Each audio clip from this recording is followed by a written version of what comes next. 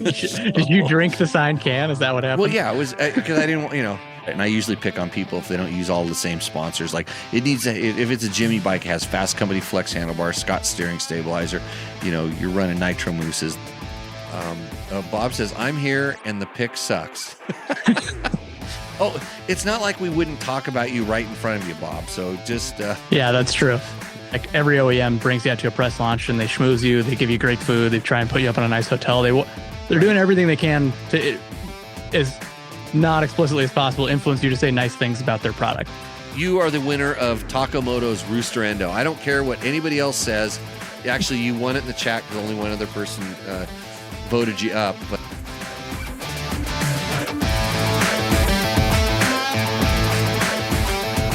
welcome to Tech Talk Taco Tuesday, episode number 282, if my notes are correct.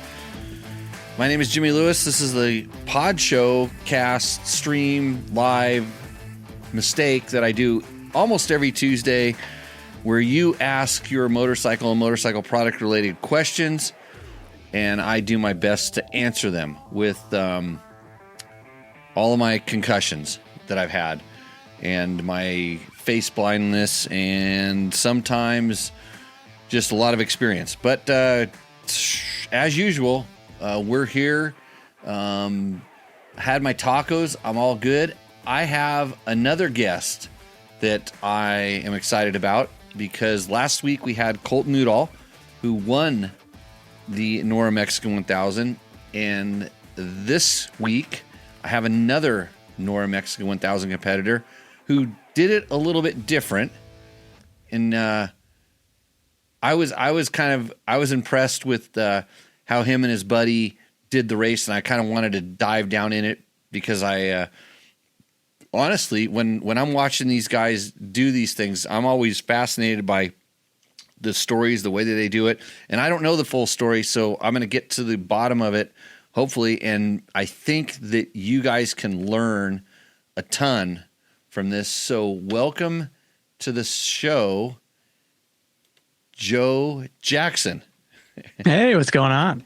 I just want to say right off the bat, doing things a little differently is a really nice way to say 12 hours slower overall than Colton. So I appreciate that. I wasn't even going to get into that. the time difference. I don't, when I'm in charge of this stuff, I don't look at results that much. And so like the only time I really have to look at results is when people send in inquiries and protests and stuff like that. Other than that, I kind of have a pretty good idea who's winning and whatnot. And I kind of see where you're finishing, but I'm just more worried about the whole thing kind of flowing. And so, Joe, why don't you tell everybody a little bit about yourself, where you come from, how you got to Nora, and we'll just kind of start there.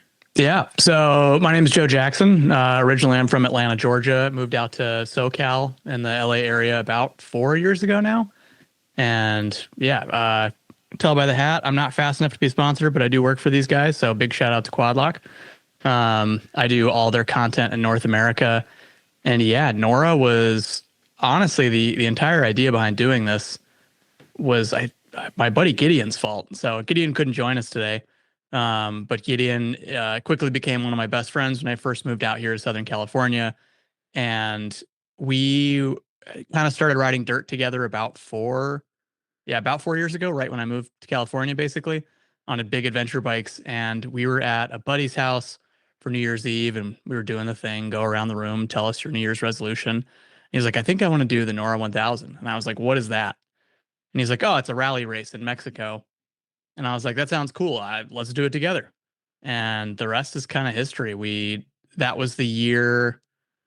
I think we decided to do it after Justin Dawes had made his film with his news outlet, kind of documenting the race. And we watched it and we are like, yeah, this looks sick. Like, let's do it. And we just kind of jumped headfirst in.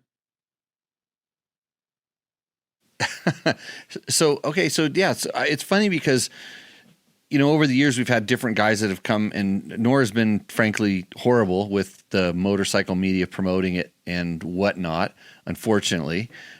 But we have had some outlets like that was Cycle World, whatever Cycle World is these days. I was an editor at Cycle World for 12 years, but back in the glory days. But we've had, and when Alexander Smith came and did it on the Ducati, they produced some pretty good content, and it did. So that's how Gideon found out about it. Yeah, we both, it was those films, really. It was the Ducati film and then the film Dawes did. And I think between the time we both agreed to give this a shot and 2 weeks ago, we probably watched both of those 4 or 5 times just to see like what, if any, information we could kind of glean from them. I mean, and I'm sure we'll get into this in a little bit, but like the world of rally as it pertains to like the view of the United States is still very niche. It's nowhere near as popular as it is in the rest of the world. And so finding information or like just getting a better understanding or talking to people who've actually done the race is not a small task in its own. No. So you said you came out here and you started on adventure bikes. So what kind of bikes were you riding then? And then we'll get into the bike you were racing and how that came about.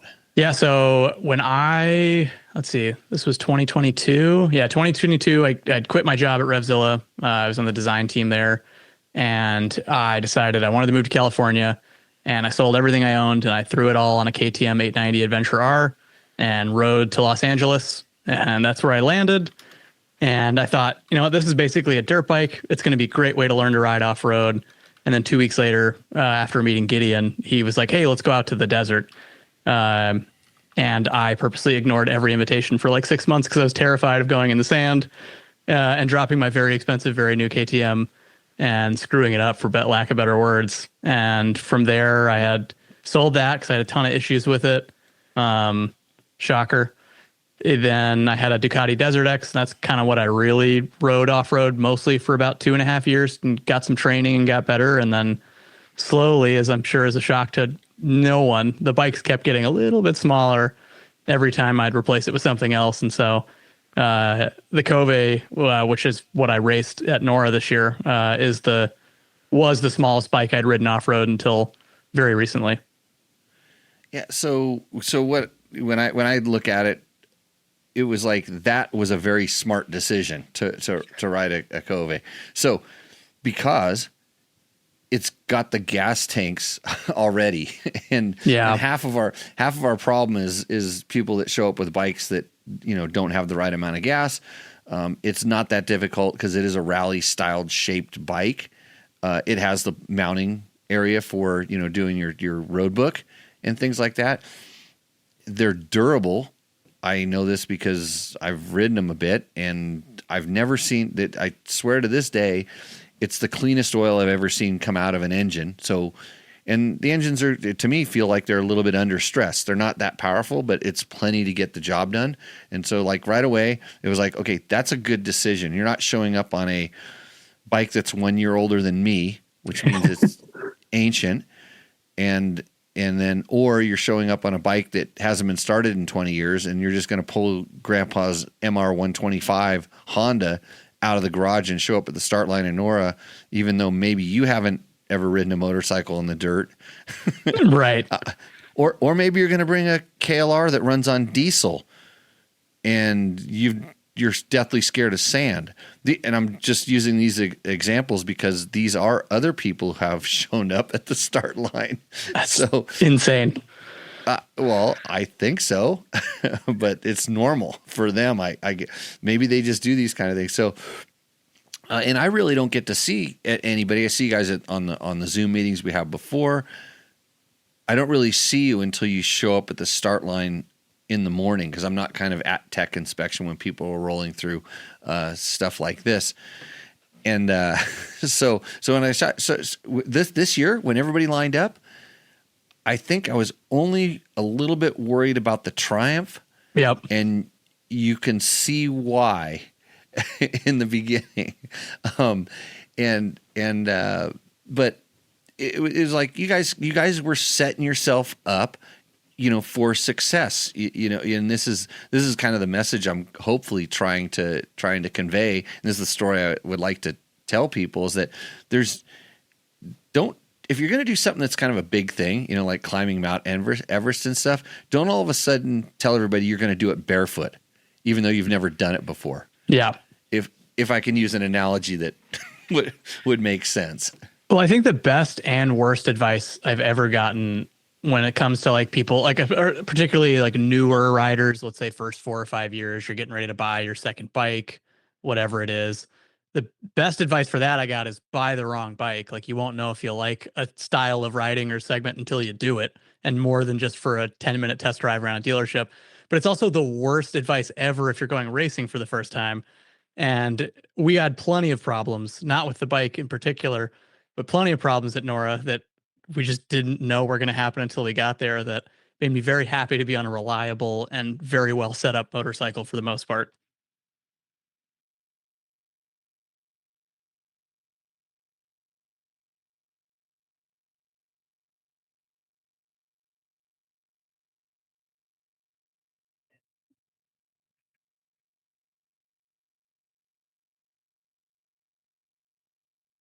Yeah, the less than a year. So essentially, well, I should say exactly a year. We'll call it that. And the first time I ever ran a road book was April a year ago, and that was at SoCal Rally.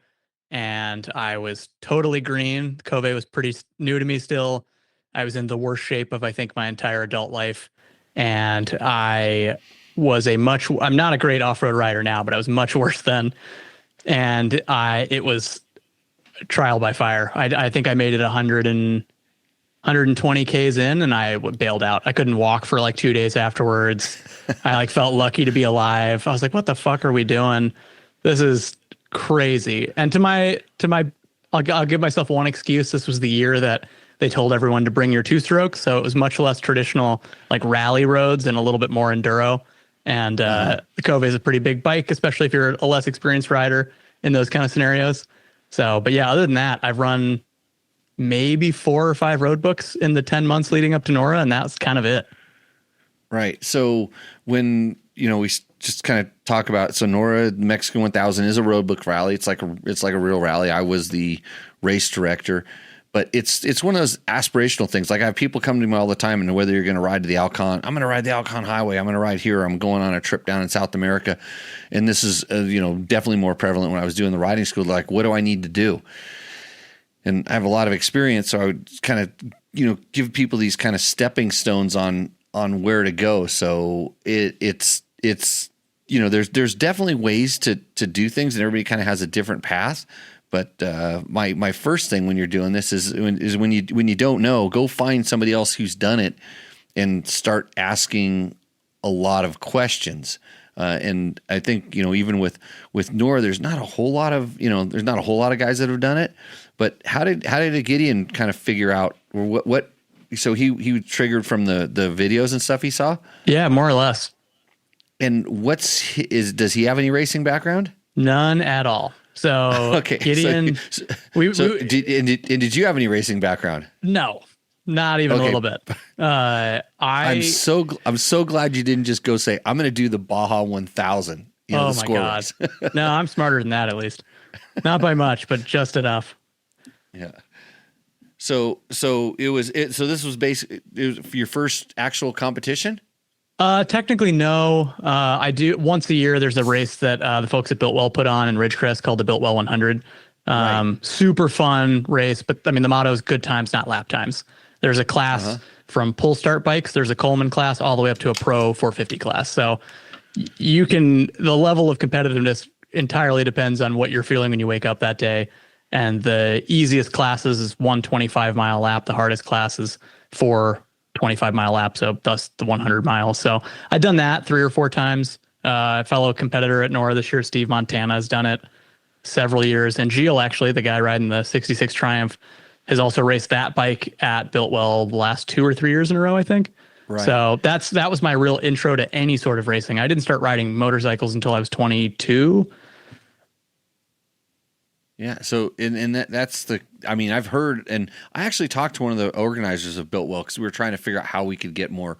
The whole thing was like, how are we going to get more entries at Nora's Baja? And there a couple of those guys had done it, tried to do it on Harleys. It was before my time. Oh yeah. And so, and everybody was trying to do it on these different kind of weird vintage bikes. But once we introduced kind of navigation in, which was the only way that I felt comfortable with having a certain level of safety, because navigation slows you down just a little bit, and it for sure marks the dangers. You know, the dangerous stuff is marked in the road book. And since the course isn't marked, like, you know, most typical racing, or you're not allowed to pre-run, and people say, well, I just want a GPS file with a line on it. It's like, then how do you know where the dangers are? We'll put a waypoint at it. And it's like, well, then how do you know whether it's, you know, a level 1, a level 2, a level 3? There's just a lot of these things that don't necessarily work with the GPS and stuff. So, and then with the vintage bikes, they kind of can't power a road book, or they don't go the distances that we would need them to go to get to the places where you would want to ride as opposed to where you have to ride. And that was kind of some of the challenge in, you know, getting those guys to come. They're and like always, you talk to them and they're like, oh yeah, well, we'll do it next year. Right. Yeah. And I mean, I can't tell you, I got a call 2 hours ago from a good friend of mine. Him and all his buddies are going to come and do the 10-day NOR next year. And they're like, how much fuel range do you need? I go, I don't know. I'm like, what do you mean? Aren't you going to be doing it? And I'm like, no, I'm not. I was my swan song here this year. It was just, we kind of knew going into the event, basically how many entries we would need to kind of continue with the partnership. And so I'm stoked you guys got to ride that last course, because that was, I don't know if I could make 10 days of that. Yeah. It's getting difficult. I mean, like, I know obviously when you step up to a longer rally, like Dakar, doing anything like that, it's long, but there's a great picture of Gideon that is not in that folder I sent you, but we're in our hotel rooms after the first day, which was, I think, one of our longest days. It was like 500 Ks or just a little over that, including the liaisons. And he's just kind of staring at the wall, and he turns to me. He's like, dude, can you believe we have to do 5 more days of this? And I was like, no, I have no idea how we're going to do this. This is brutal. Yeah, I'm going to tell my story when I saw you guys at the start line, and just kind of how you know, I don't want to say that I judge people, because I don't judge people. I kind of make a decision. I've already done it before. And I mean, you guys had, like I said, you had good gear. Your bikes looked like they were set up well. There was all kinds of stuff, but there was just something that I don't want to use the wrong word here, but I'm going to say reeked of beginner. We were a little too excited. But it wasn't bad. It was like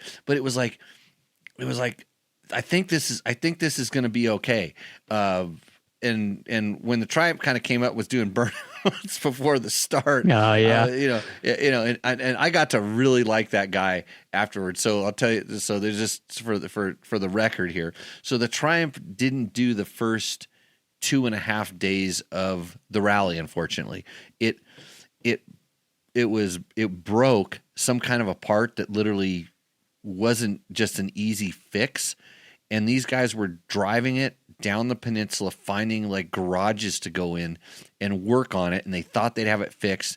They'd say, okay, we're ready to go. And literally just before they were going to take off again, something would go wrong. And this happened probably 4 or 5 times, because I was sort of in contact. We had a tracker on them, and we were wondering why they were driving all over south of Ensenada, we thought they went to a really nice hotel, but they went to a guy's shop near the really nice hotel. Just, they were wandering around trying to get started. And then when he finally got going, I'm like, well, I literally told our sweep guys, I said, well, probably going to be picking him up in 10 minutes, just based on what was going on. No, he took off and rode like a bat out of hell on that thing, and did really well once they got all the problems sorted out. So I kind of had to, and seemed like he had a great time as well. Oh man, yeah, it was kind of cool. We actually ended up for the last 2 or 3 days, we ended up kind of going back and forth quite a bit. Gilles is a really good flat track rider. That's kind of his specialty. Yeah. In those last couple days, there was a lot more like hard pack with some looser stuff on top, and I remember I hit he's doing a film and all his content and stuff as part of a sponsorship with Triumph Heritage. That's part of the reason why he was dressed in blue jeans and Red Wing boots and a half helmet like a crazy. And I think he was even running Steve McQueen's old race number, if I remember correctly. But I was like, oh yeah, like, hey, I know you're faster than me on this hard pack stuff.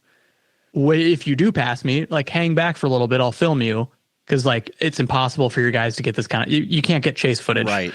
And so I hear him coming up behind me, and I hit record, and I was like, oh, he's moving pretty good. I can keep up with him for probably 2 or 3 minutes.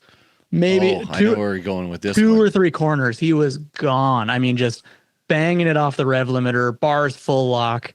I mean, but so smooth. His lines, but these are all blind corners. We haven't ridden any of this before. But he was so smooth. He was so fast. And then anytime we got to really fast, sandy stuff, I would just walk right past by him because he couldn't go. I think he was geared. He was limited to about 68, 70 miles an hour before he was worried about the valves. Right. But I thought you were going to tell the story about when he passed you on the road going out of San Ignacio. Oh, Do you have that video? I don't. Oh, you mean the crash? Yeah. Yeah. So I know you said you turned it off, but you said you might have got it. I actually have. I'll send this to you so you can put it up, but it's not technically in the video. So I was riding behind him. We were in a group of like 6, 7 guys, so the visibility was terrible. And I even say, and you can kind of hear it on the camera, I go, "This is sketchy. I'm gonna back off because I can't see anything." And right as I back off, about like 9, 10 bike lengths away, I hit stop to stop recording, and he just fucking launches over the bars, hits a hard edge bump on the right side. And he had at least 3 inches of suspension travel. At least. I think 4 1/4 is what he said they had in the back. And I mean, he had to be 8, 10 feet in the air. I mean, he soared. But I went back and I looked at the GoPro footage, and I had the last 3 frames of the video are him right as he goes over the bars. Oh, geez. And he's wearing a camera, so he has the crash from his perspective. Oh, he has it. Oh boy. Yeah, I'll send you a link to that video. Yeah. If you want to find it, it's on his Instagram, which I believe is the Road Show or something like that.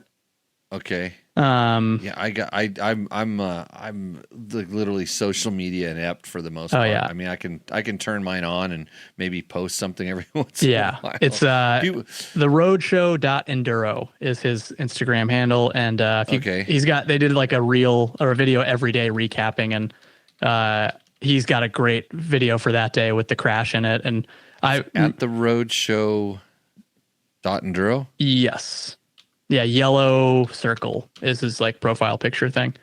Okay. .enduro. I'm going to just put that up in the chat. It's funny, my chat seems like it's not doing too well right now. Usually I see it kind of spinning and I can't see any stuff on it, but the technical difficulty is completely the norm here. At least the sound's working from what I can tell. Yeah. Nobody's commented back. Usually when the sound doesn't work, all of our regulars will say, "Hey, you forgot to turn your microphone on," which is right. Kind of regular for me. By the way, this show would not be possible without the help of some of our sponsors, which are floating up on the screen behind my usually bald head. Yamaha is, of course, our main sponsor. It wouldn't be possible without them. If you are looking for a new Tenere, you're probably looking at that new Rally Raid version that they're going to be coming out with soon. But I'm still liking my old Tenere. Can't wait for the new one. Go to your Yamaha dealer and go Tenere like I did. Sorry for the Tenere plug while we're talking Kove. Oh, all good. Gideon's got a Tenere in the garage too, so that was what he was riding mostly. So when you said KTM, I almost just dropped straight into my Yamaha read right then because that's what I do on this show. So Joe Jackson is here. He's from Quad Lock. He did the Nora's Baja, which is the Mexican 1000, and it was his kind of one of his very first races, but it was a pretty good effort.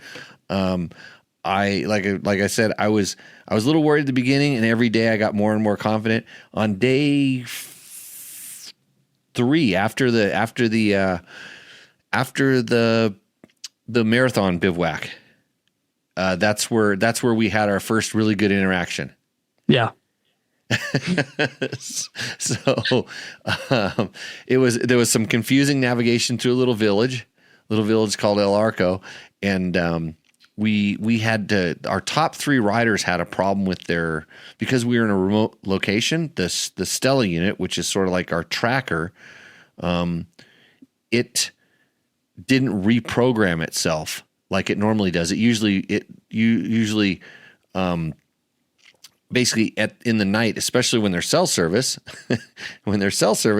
it automatically shuts off and then updates and loads the next day's program, or the program's actually in it. It's told through a cell service, or, to switch to the next day's program. Well, while I was letting the first rider off the line, I was told that didn't happen. So our top 3 riders took off. And remember, I was kind of in a panic. Oh, yeah. You were literally running. Touching everybody's. I had to go push a couple buttons on your Stella and do a couple sequences to get it loaded up. So top 3 guys took off. And then I'm like, well, I'm pretty sure I can beat them to the gas where the gas stop was, but maybe not this other place. We had kind of a cutoff time where everybody needed to be by this thing. I didn't think I was going to be able to make it, but when I got there, I did drive kind of fast there. I was on mostly the same road you guys were on, except for about 30 or 40 kilometers. So it was a pretty fast road, but I got to where it was, and I tried to get one of our sweep drivers to fix it for the top riders, because we had a procedure to do it. Well, one of them got through. I think Colton went. Did Colton go too fast? No, because the Russian Ellie, I think they stopped him. I don't know. So, anyways, we're trying to fix their GPSs, their units, and they kind of know that they're not working, but they don't know that they're not working. It's funny, when you're in a race, you get so kind of wired. And that's not their main, their main concern. They're trying to race, and you don't really need the Stella. It's not. You could do the rally without it, but it sure does help when everything's working properly, because it's guiding you to the center waypoints and stuff like this. But Jesse G, I'm going to get to your question here in a second, and our chat is already answering it for you, so I'll get you soon. But so when you came in there, we kind of had cars that were sort of parked a ways off the course. At that point, we kind of moved off the course, and you were attracted like a fly to our stuff over there. And I remember kind of like, you all good? And you're like, yeah. And I'm like, kind of regroup, maybe it was stressful in the morning or something. And I remember pointing, I go, and here's the cap heading. And I pointed at it because I knew that was probably, I don't know if you can explain to people what it's like when you're off course and then the whole world turns 90 or 180 degrees. Yeah. So it's funny. So the reason I was in such a panic was I didn't realize I was off course. So we started out day 3, right? We leave the bivouac, or we leave the ranch we were staying at, and it starts out really fast, sandy roads. Like that's the one thing I love and I feel really comfortable in. And I actually managed to pass, I think, almost every other amateur leading into, like, getting into that area. I think there might have been 1 or 2 guys ahead of me. Like Steve Montana's was always been quick the whole week. So I started in the morning. We're like 55 Ks in or something. We get to that first speed zone. It's through that village. There's a little house on the left. A kid and his dad are outside waving. And it's like, oh, yep, here, go past this building, turn right. I think it was like a left or something. And I misread I looked at the symbols and I turned right before the fence line instead of after it. And then the next 2 or 3 notes were kind of quick distance wise. Yes. Yeah. You had to go across that ditch. To that village. Yeah. Yeah. But the wrong turn I made had 2 following turns that were really close to being the same as what the road book was asking me to do. And I got so confused because I just ended up in some guy's backyard. Yeah. And call that magic road book where everything works, even though you're not on the right track. Yeah. And so, but I did the thing. I was like, all right, like I'm supposed to, Chucky said, if you get lost, like go back to the last point you knew where you were and start over. Um, and so I did that 3 times. And I did the same exact thing 3 times. I was like, okay, clearly this is wrong. And I think one of the support vehicles for one of the amateurs that wasn't using Baja Bound was there and was kind of like, maybe go a little further because he'd seen me turn around 3 times. And I was like, okay. And like, if anyone watching has been to Baja or ridden there, locals either tell you exactly where to go or the complete wrong way. So you don't really know if that's right. But I went and I saw you guys over there and you were waving. You could tell I was lost as shit. And you were waving your arms at me and you pulled me over and you're like, hey, regroup, go to that intersection over there and follow the compass heading in your notes on this tulip. And so I went to that intersection and I looked at my tulip. You did exactly what the note told you to do. Yeah. And the note said, turn right at this cap heading. And I didn't read the cap heading. I said, all right, turn right. Jimmy pointed it out. He must be having some mercy. So I turned right and I was like, well, shit, I was ahead by 5 minutes. I lost 15 minutes getting lost. I got to make up all this time. So I just hammer it and I go 30 Ks in the wrong direction before I run into a sweet vehicle. Well, the other thing is that the next note on if you would have done the right thing was like 14 kilometers away. Yeah. It was a long note, and those are the worst ones to mess up on. And so when you turn down that way, I was just like, we've lost him. Yeah, he's gone. You're going back to the ranch that we came from. And I was kind of trying to, at that point, I'm kind of scratching my head to kind of think, how are we going to do this? Yeah. Well, I'm pretty sure you would have. I was thinking after 15 kilometers you would have turned around, but luckily our other sweep Jeep was bringing out the injured rider from the day before. Yeah. And so they were going really slow. And so I got on the radio and said, hey, when you see a bike hauling ass at you, can you please stop him and send him back? Tell him to come and see me again. Yep. Well, that again, I got super lucky. I went to find that left turn at about 14 Ks. Didn't see it, so I circled there 2 or 3 times. Found it was like, oh, it's not supposed to be a minus visibility, but maybe this doesn't count. I don't know. So I followed that, and I went perpendicular for probably 7 or 8 kilometers. And I was like, "There's no way this is right." So I turned right back around. And that's the old roads. That's super crap. Yeah. So you were on a really nice road, and you got a road on. Oh, terrible! And I was like, "There's no way there'd be notes about this." And right as I rejoined that main road is when I ran into the sweep, and I was like. He flashed his lights at me. I was like, I'm going the wrong way, huh? And he was like, dude, you need to go haul ass back the same way you came. Talk to Jimmy. You're way off course. And that was a section where we were crossing car course. Yeah. And that's why we were really concerned about the time. And then that's why I had to send you down because there was that 2-hour window. Oh yeah. Totally understand why that happened. Yeah. And I mean, this is just a normal thing that happens on your first rally. Like every day you learn something that sort of saves your life or, just makes everything easier. Sometimes you have to give yourself a rally check. And I mean, after that time, I don't think I really talked to you too much. I mean, like I hardly ever saw you because at that point you seemed like you're always in the mix. You were up with all the guys. Even the one day where everybody except for 2 riders kind of got lost out in that silt bed stuff. Like when I saw where you guys went, it was like, that's a minor thing. It wasn't as major as some of the other guys that rode out to the beach, out to the ocean, into the mud. That was, yeah. I mean, it was great after that because I thought back to what you said, and you're like, you didn't tell me to turn right. You told me to go to the cap heading, and I made just a couple changes after that conversation. And one, I was like, all right, I need to stop harping so hard on the odometer. I had mine set to hundredths, not tenths. Okay. And so I was like, well, is it 100 meters? Am I off by 200 meters? Is the turn really 100 meters away? And I was getting way overthinking the distances.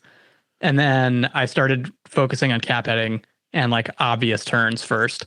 And I don't think I missed a turn aside from that one area where, like I said, everyone got lost for a little bit. Yeah. I missed one turn in two or 3 days until the very last stage. Oh, and that's when you rode into the forest. Yeah, then I got really fucking lost again. I think one of your pictures, I don't know if I threw it in this thing. I just grabbed a couple quick photos, but I remember there's a picture in your little. Oh no, maybe. Oh, I know what it is. I gotta play Instagram. This. Yeah. I gotta play this. So everybody, this is gonna be kind of cool. And hey, Jesse G, we're gonna get to your question here in 1 second. Let me see how I did. I gotta push a button or something like this. Oh, here we go. Okay, so I can make this work. Yeah, you can't park there. I love Mexico. I'm right there. lost. Yeah. If you go over this is actually the whole process of me on that in that this wash, fucking getting thing. lost and then getting stuck up in the tree. But yeah, Can't no, park there. same I deal. love Mexico. Let me pause this one. Yeah. So yeah, last day, similar sort of situation. Got a little too confident. Was carrying a lot of speed. Oh, gee. Well, not really a spot you want to be in. Day 6, final push. You've been doing great. You haven't missed a turn in 3 days. Just follow the cap heading and don't get lost in the sand wash. It's all going to be totally fine. Trees. You dumbass. And then now I'm completely lost. Well, not really a spot you want to be in. Yeah, that was Day 6, final push. One You've way been to doing get great. lost, You haven't that's missed a for turn in sure. 3 days. Just follow the cap heading and don't get lost in the sand wash. It's all going to be totally fine. Trees. Yeah, so yeah, same deal. That was we had 2 special stages that day. The first stage was my favorite kind of roads, super sandy, really fast, like wide open. That's the stuff I really like. And carried that confidence into stage 2, and it was not the same. And I think there was only 2, I don't even want to call them HPs because I wouldn't, there were still traces and it wasn't exactly just like you're going across a dry lake bed or something. But yeah, Gilles and I on the Triumph were going back and forth. I got back in front of him when he hesitated, and I made the correct note there. And then I grabbed the wrong set of tracks through that wash and followed it. And it was like, got narrower and narrower. And all of a sudden I was surrounded by trees. And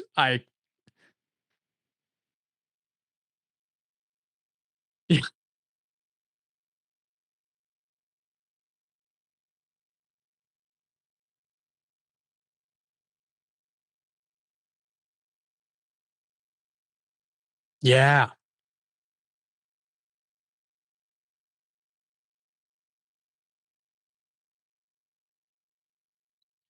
Yeah. Mike was in there at one point. So that's how I knew I was lost for a long time is Mike found me. Our sweep rider for the entire event. Before him, your buddy Mike McCausland. Mikhail, yeah. Mike McHale, yeah. Mike caught me, and I was like, "Damn, I know I started at least 20 minutes ahead of him, like because we had a time, we had a neutralization zone in between those stages." And he kind of went the same way and managed to shoot through. And I guess it was on a narrower bike and was able to kind of bust his way out of those little trees. He rides in Hawaii, and that's what they do all day long. Yeah, in first and second gear. Like he was kind of came in the first day. He goes, "I think it's the first time I've ever used fifth gear on the bike." And I go, "Mike, it has 6." And he goes, "Oh." Oh man, yeah. So I got so lost in there. Yeah, and the only reason Mike the sweep found me is because he had picked up another rider. He'd picked up Rob. Yeah. And they both accidentally went that wrong way and ran into me. Yeah, I think, when it says traces, and this is the same thing with that navigation error that everybody made the day before or 2 days before, it was the first rider, which was in that case was Colton. Over there, I know it was Colton because I watched the tracker. He was the only one that went, he kind of went in there and he kind of made a track the wrong way. He didn't go the cap heading. He kind of went where he saw the tracks. And, so it's one of those things where if everybody starts going that way, then the note and it says follow traces, you're kind of more inclined to do that. Right. And so that's where, it kind of depends on the level of the guys that are doing the, we call it opening the course. So for sure. I got a question here from a Jesse, Jesseg 8920 says, "I have no room for another bike right now. What's your opinion of the Aprilia Touareg Rally?" And he says Touareg Rally 660. I have only ridden one of those briefly. I don't know. Have you ridden one of those? I have. This is an easy shameless plug. My fiance works for Piaggio Group, so I'm going to preface this with biased. Let's be clear about we don't have biases around here. Yeah. So I have borrowed that bike a few times to shoot some stuff for quad lock and ridden it off road a little bit. I've ridden the base bike off road probably 400-ish miles or so on like fast Forest Service roads, some 2-track stuff. It's a really great motorcycle. I think in that segment, it kind of stands out big time from a lot of the other bikes. Just the way it's set up from the factory, the suspension is really good. I mean, I'm a $160 and I have no problems with a lot of factory suspension, but I know some other test riders and journalists that are pushing 200 pounds that were really not having any problems with it. I think it's a great bike for the money. It's got a ton of features that you're really not going to find on a lot of other stuff in the class that won't eat its own cams. Like a certain orange Austrian bike that I used to own. And yeah, they're really rad. I would say that was a really small problem in the grand scheme of how many.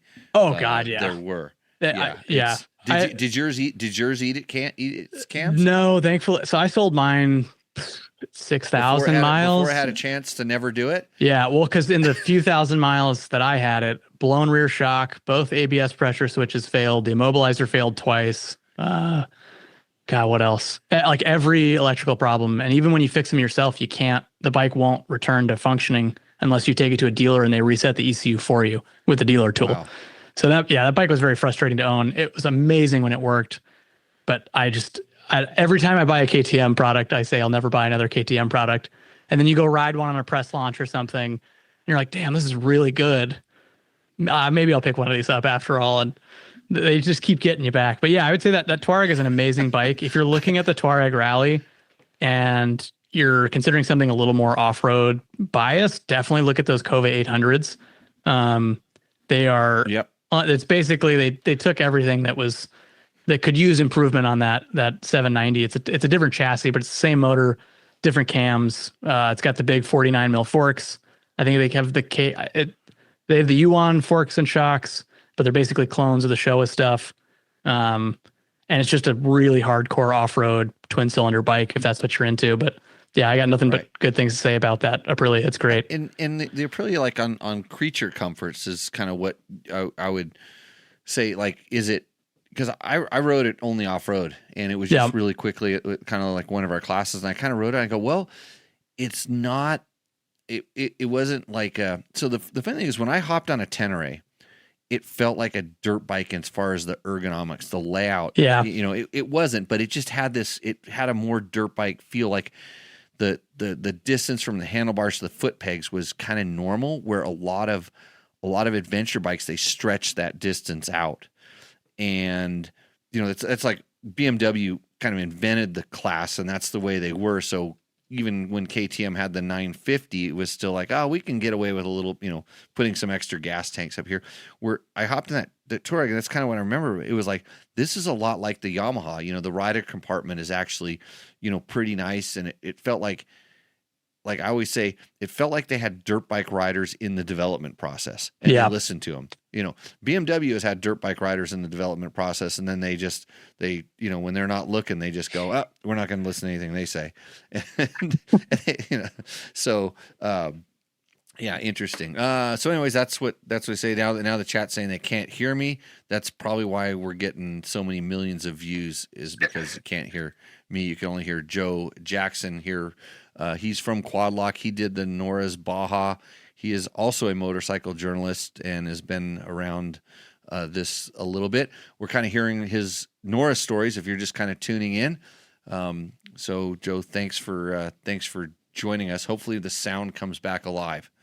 I don't know. I've made a couple adjustments on my side, but that doesn't necessarily mean things have helped. Another thing that we do on this show, I don't know if you're familiar with it, probably not, because nobody ever watches this, is we do a segment called Roost or Endo.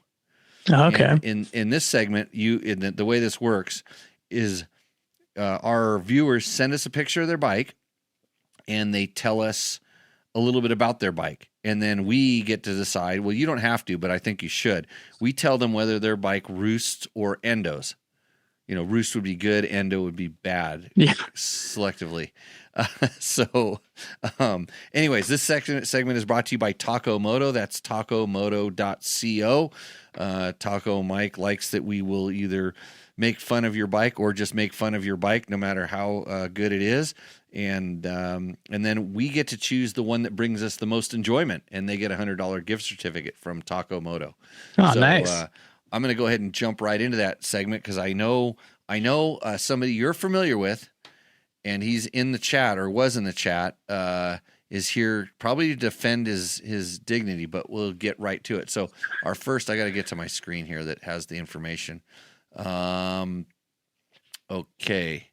Matt Marlute. Let me go to my thing here. This is Matt Marlute's.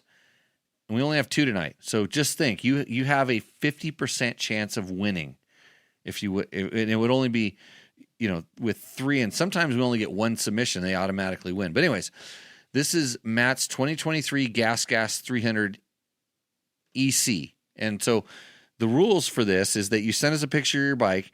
Make sure you tell me your make and model, because I hate to have to guess on that stuff. And then tell us a little bit about your bike. So he says Pro Taper bars, Cycra handguards, Scott steering stabilizer, IMS tank, gut seat, NASCAR rims. By the way, Jimmy uses and endorses the Scott's stabilizer for sure. Nackstar rims. I'm not familiar. Yeah. But I think I saw that front rim on Kobe Raha's bike when he went 100 feet in the air the other day. Or at least he had the white stripe on it. Mm. So Brembo front caliper setup. So that's an upgrade from the stock Brake Tech brakes. TM chain sliders, D-Eddy chain, Dirt Trick sprockets. We do DDC down here. Bulletproof radiator braces. Good. Bulletproof is also a proud supporter of Tech Talk Taco Tuesday. AHM set up the suspension, just like Colton's. Me too, actually. Okay, there we go. So you had the suspension worked on your Kove. Yeah, just the rear shock. Gideon had full shock and forks, but we can get into that in a little bit. Okay. FMF silencer, and he's still deciding about putting a head tune and deleting the oil injection, which if you want to know a lot about that stuff, I don't know if we deleted the oil injection on our long-term test bike, but we did do a head and tune, and there's a whole bunch of information there. So he says, thanks for the discount code for the Achirby stand. It works awesome. Well, thanks, Matt. I'm glad that you got that, because that was a pretty cool code. So anyways, that's Matt's bike. Since you don't know how we play this game, I'm gonna let you decide whether it roosts or endos. What do you think? Oh man. So I am gonna say this is a roost for me, but it's like a 51 percentile. You were this close to endoing. I want to hear why. And I want to explain why. I am not historically a dirt bike guy. I'm new to dirt bikes. So I, until very recently, in the last like 2 years or so, have always kind of looked at this from a lens of either adventure bikes or like road racing style ride, like sport bikes, like supermoto. If this guy's name is Matt, right? Matt, yeah. So Matt, if you are sponsored by IMS, FMF, and all these companies you have stickers for on your bike, I take it all back. But I do not understand, and this seems to be such a huge thing in specifically dirt bikes, whether it's MX guys or enduro guys. I do not understand putting stickers for brands that are not paying you to put stickers on your bike. I get if it's a tribute to like a factory livery or something, but I personally I hate putting the logos on the bikes unless there's a very good reason for it. Not my thing. Okay, so hold on a second. I'm gonna put your photos up. Your look is pretty. Your look is pretty clean.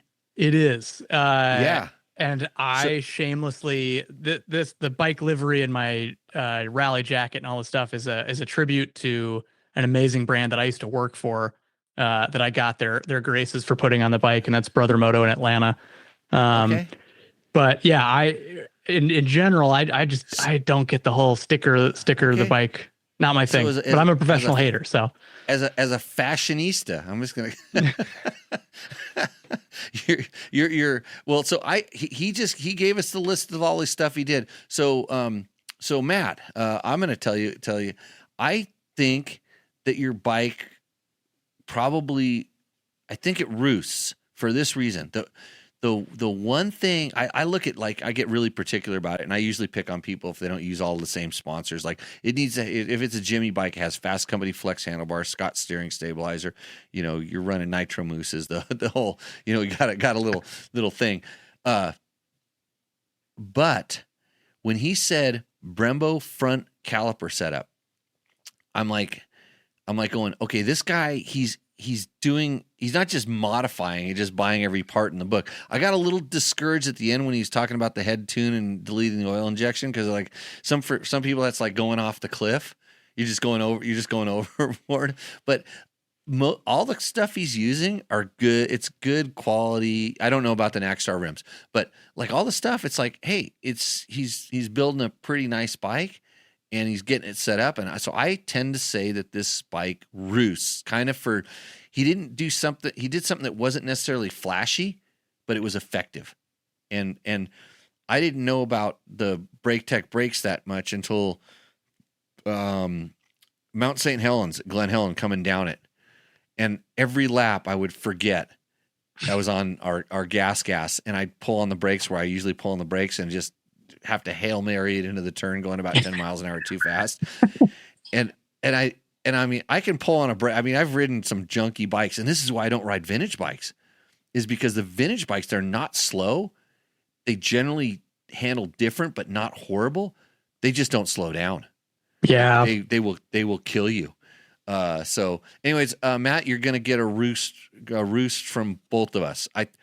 I'm going to go 65% roost. If you would have had more of my sponsors that you can see on the screen behind me. No quad lock mount either. I would have done that. Hey, I'm going to go live on the Instagrams right now, just for the next Rooster Endo, where they can't. The good thing is, so I'm live on my dirt bike test Instagram right now, because we usually do the show before the show, but I forgot. I was too busy making the show work. But here's a segment we're doing called Rooster Endo, where you can't see, because all you can do is look at me, and you can't even hear the audio, or have Joe Jackson telling us that he is a hater of all the stickers we put on our motorcycles. So he's going to go silent. But if you have a question, you can put it in the chat down here, and we will answer your question live on this show. So our next bike is from some guy his name is Bob Stewart. Oh, very familiar. Okay. So very familiar. So Jimmy, and I told you the rules before we started doing this. It says, Jimmy, I am submitting my bike for consideration on Roost or Endo. It is a 2018 KTM 500 EXCF. So he satisfied the needs of the contest. He submitted a picture of his bike, which we'll get to later, and he told us what it was. 2018 KTM 500 EXF that I ride both in the desert and also race at the Nora in the 60-plus class. It is mostly stock with the following additions: large desert tank, big desert pegs, and a rally tower with a Tower 1 tablet. I run Michelin bibs and Kenda tires. Had a fresh top end rebuild with now about 2,000 miles on it since the rebuild. It also currently has more zip ties on it than an Ice Agent because of a couple decent crashes. Pick for consideration. Okay, so I'm going to take the Instagrammers here, and I'm going to focus you at the screen. See that screen up there? If you were watching us live right now on the YouTubes or the Facebooks, you could see Rob Bob's bike right there at Rooster Endo. Well, you can't really see his bike because he didn't do a very good job with his picture. And if you're familiar with how we do things here, I get really particular as a former motorcycle media person, and I had to, oversee the layout of a magazine every month. Where the hell would you see this picture in a magazine, Rob Bob? I mean, and that's the whole picture. I'm gonna go ahead and try to show you that there's not much. We can see you have a seat concept seat, which you didn't talk about. There's half a Rally Navigator sticker on that back fender. Yeah, and there's a quarter of a Baja Bound Moto sticker, which is you got your Baja Bound insurance. You see he's number 67. There's a sticker. Maybe he's really proud of just this one sticker because it does kind of stand out. I don't know what that is. But there's not much of a bike here. I can see your Kenda tire. Half of a Rally Navigator sticker looked like it's blown out. And I don't even know who's standing around in the back in that nice Climb Gear. By the way, Climb Gear proudly supporting Tech Talk Taco Tuesday. If you need a discount code for Climb Gear, you can sometimes reach out and I can sometimes give them to you. Unlike that, it's not as hefty as that at Chirby's discount code I gave out the last week, but you may have missed out on that one. So, Bob, what the hell are we looking at? You talk about these zip ties. I see no evidence of zip ties. There's no way. I don't even know if I could tell what bike this was. Maybe if I looked really close at the engine there, I could probably identify it as a KTM 500. Maybe. It's hard to tell. But he does have the big pegs on. I'm curious to see what you say because I have a take for it. Full endo, 100%, 100%. There's no questions asked. Endo. What says you? All right, so I'm gonna say based on his photo submission skills, endo, but I want to lean towards Roost, and only because that bike has kind of a cool history. So that is one of Mason Klein's old practice bikes. Mason Klein. Oh, not familiar. Oh yeah. So that's his old practice bike, and what I appreciate. It had it on the rally tower. It had that kid's name engraved in it, and that's the part that was just completely exploded. And I said, I think there's a correlation. Yeah, there might be, but I appreciate that Rob Bob bought a practice bike from someone who's raced Dakar and didn't park it in his living room and never ride it or just talk about how he's going to do a rally someday. He bought a practice bike from a pro racer and used it to race in Nora. So I give him Roost points for that. Roost? But the submission is terrible. Still an endo. I'm still going that. That was the most half-assed. That could quite possibly the most half-assed. The only thing that's been worse is our buddy George, who used to co-host in the show. He had a three-wheeler, and he got most of it in the photo, but it was a three-wheeler. And so he's actually in the chat right now, and he's probably trying to put his sticker on something. Okay, and Bob's in the chat right now. He says, my KTM has a lot of miles on it with zero problems. Well, you and Joe have a different opinion of KTMs. In fact, my KTM opinion is very much different than Joe's as well. I have a large number of KTMs, and I still feel that they are definitely some of the most well-built, most durable bikes out there. And it comes with, I'm riding bikes that have 500 and 600 hours on them, and I have no problem taking them. Well, you saw Mike McHale's bike. Yeah. That was my father-in-law's bike. Rest in peace, Ned. He willed it to me. Actually, before he died, he said, take this damn thing because you're the only one that'll know what to do with it. He was one of those guys that never washed his motorcycle. That's it had a same guy. A lot of hours on it. And so that bike was used as a rental bike in our schools for a while. And I actually had a whole nother bike that I prepped for Mike to buy. And then he's like, oh, he has a place of property in Nevada. And I'm like, well, you don't want one of these stupid California bikes. So I'm like, go get all right. So I found Ned's bike was registered in Nevada. I'm like, hey, let's get you Ned's bike. So it worked out pretty good. So, but yeah, that bike, it seemed like I don't know what his maintenance included: one air filter, 2 air filters, and 1 oil change. Yeah, I did 1 air filter swap and 1 oil change, and I didn't even bother doing the screen. The oil looked great when I drained it at the end of day 3. Yeah, welcome to Kove. Yeah, there's a couple of guys a few years ago. I can't remember if it might have been Nora. I think it was the Baja 1000, but there was 2 or 3 guys that bought a brand new Kove 450 Rally and did the whole 1,000 miles on the break-in oil and didn't change it until after the race. And they were like, it didn't look bad. Like a little bit of glitter like you'd expect on a first service.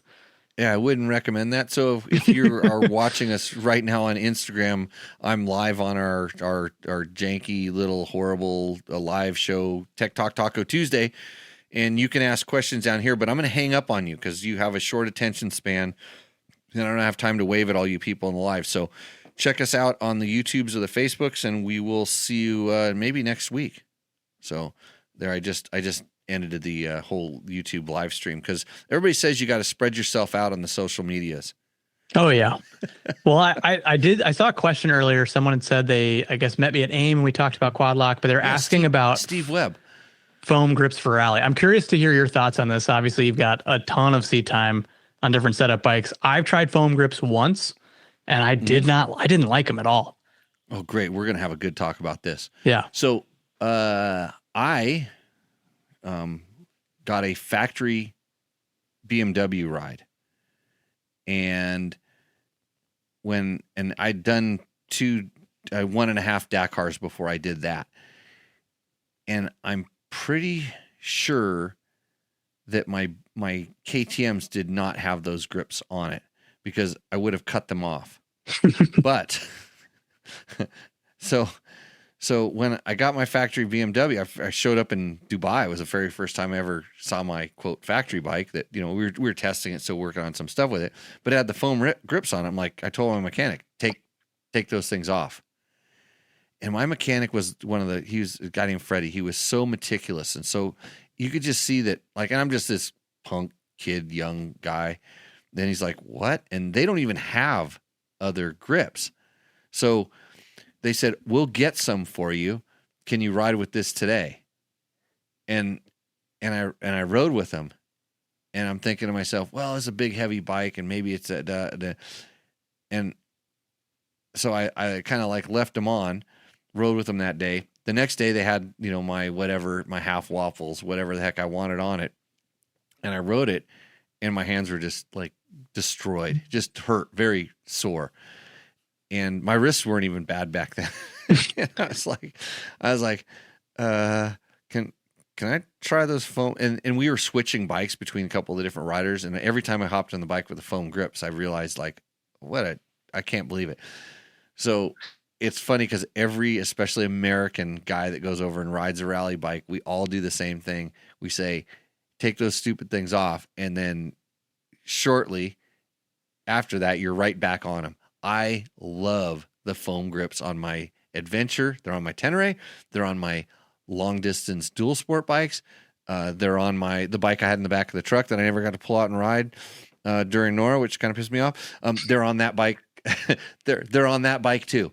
For long distance, long days, I absolutely love the foam grips, and so we're usually running the Pro Grip ones, which they're kind of hard to get sometimes, and they're ridiculously hard to mount properly. They get stuck and you tear them and all this stuff like this. But if you can get them on and get them set, I don't know anybody that would not like them. So, anyways, yeah. Yeah, no, I appreciate it. I'm curious because I know they have such a cult following. Like Quad Lock, we sponsored Chucky Sanders, who won the Dakar, not this most recent one, but the year prior. And we got one of his KTM factory practice bikes as an ornament in the office for like 6 months. So the last time I was in Australia, I got to kind of pour over that bike and look at it and geek out, and saw the foam grips. And I was like, man, like these are everywhere in rally. And I tried them a couple of years ago and I didn't like the lack of like feel or feedback on the bars. And it just was weird. Yeah. So they don't have the kind of like the bite a rubber grip does. And I have really small hands and fingers. And so I'm really concerned with diameters. Like, some people have like, I cannot ride with large diameter grip, but the foam grips, the diameter isn't that big. So if I ride with a regular grip, it really does beat me up and stuff, but I still would not use it if I was going to do like enduro, hard enduro, anything, especially if it was going to get wet. Yeah. Kind of need some of that kind of grip. They actually grip pretty good when it is wet, but if you're going to get muddy and slippery and stuff like that, Not really good. So Steve wants to take a little vibration out of the YZ250 two-stroke. I don't know if they actually they reduce some of the vibration. They would just have to, just based on the way that they are. But I don't notice a difference between vibration and not vibration. But then again, I run on most of my bikes. I have a BRP top clamp, and most of my bikes I run the Fast Company Flex handlebars, which do a little bit each in their own way for the vibration. Mostly the clamp.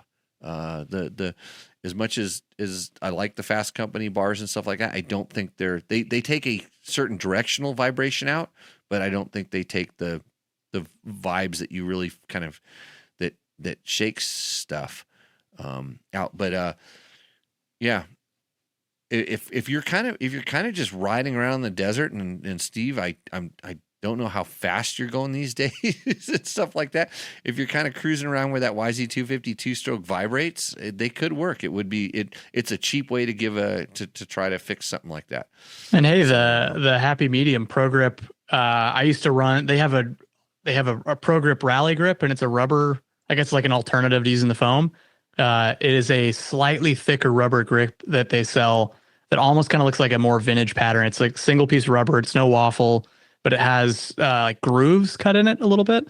If you sort by most popular on pretty much every retailer, I think it's at the top, but it's the Pro Grip. And I want to say it's called the Rally Grip, but those are really good for killing vibration. And I think it's for people who don't like the foamies that still want a little bit of cushion. Right. Yeah. There's grips that kind of have. I've seen ones that are like they're rubber, but they have a foam wrap around them. I've seen this as a thing, and a couple of different things. Bob's getting back to us. We haven't rendered judgment on Rooster Endo Winter just yet. By the way. Oh yeah. I didn't give you a complete list of parts for my KTM, but it works. So Bob is winding up what we affectionately call the Excusatron. It's a small device that you just keep winding up tighter and tighter, right until the point where it explodes. But I saw your bike work. Your bike worked because now Bob, correct me if I'm wrong. Didn't you have a bike or two that didn't make it to the finish line in Nora in the years back? Tug Flip at Trug Flip says the Mako 360 clamps fix the vibes. Yes. That is another option for fixing the vibes. I have tested those, and I'm not a super big fan of what they do, but I definitely know that a lot of people for vibration and stuff, they work really good, especially if you can get away with the softer elastomers on that. And ODI Rogues are the best grips. I like it. I like an ODI grip. I've run them on a few bikes. I like the clamp on. Yeah, those are actually, nice. I've been running like the Emig grip, which is an ODI, and I've had pretty good success with them. Kind of the half waffle because the rubbers grip you enough, and it's crazy. I think grips are just like two-stroke oil, and the guy that sets up your suspension there. It's a little bit particular. Risk Racing cheap foam grip covers for wet and muddy races. Man, it's funny. When you said Risk Racing, I remember they would have these ads with all these cool things that it's lots of cool stuff that just never caught on. Yeah. And they some of it's pretty effective stuff. So, Bob says, I'm here and the pick sucks. Oh, it's not like we wouldn't talk about you right in front of you, Bob. So just yeah, that's true. Don't worry about it. The picks really does suck. I'm glad that we don't have to have somebody else tell us this. So we got more new messages. Here we go. Trug Flip says, I run the Makos on my Husky FX350. I run stock clamps on my Gas EX300. Okay, completely different bikes. And stock clamps on my YZ2.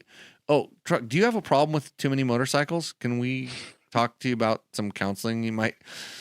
And let me know if you find a good therapist, because I need the same one.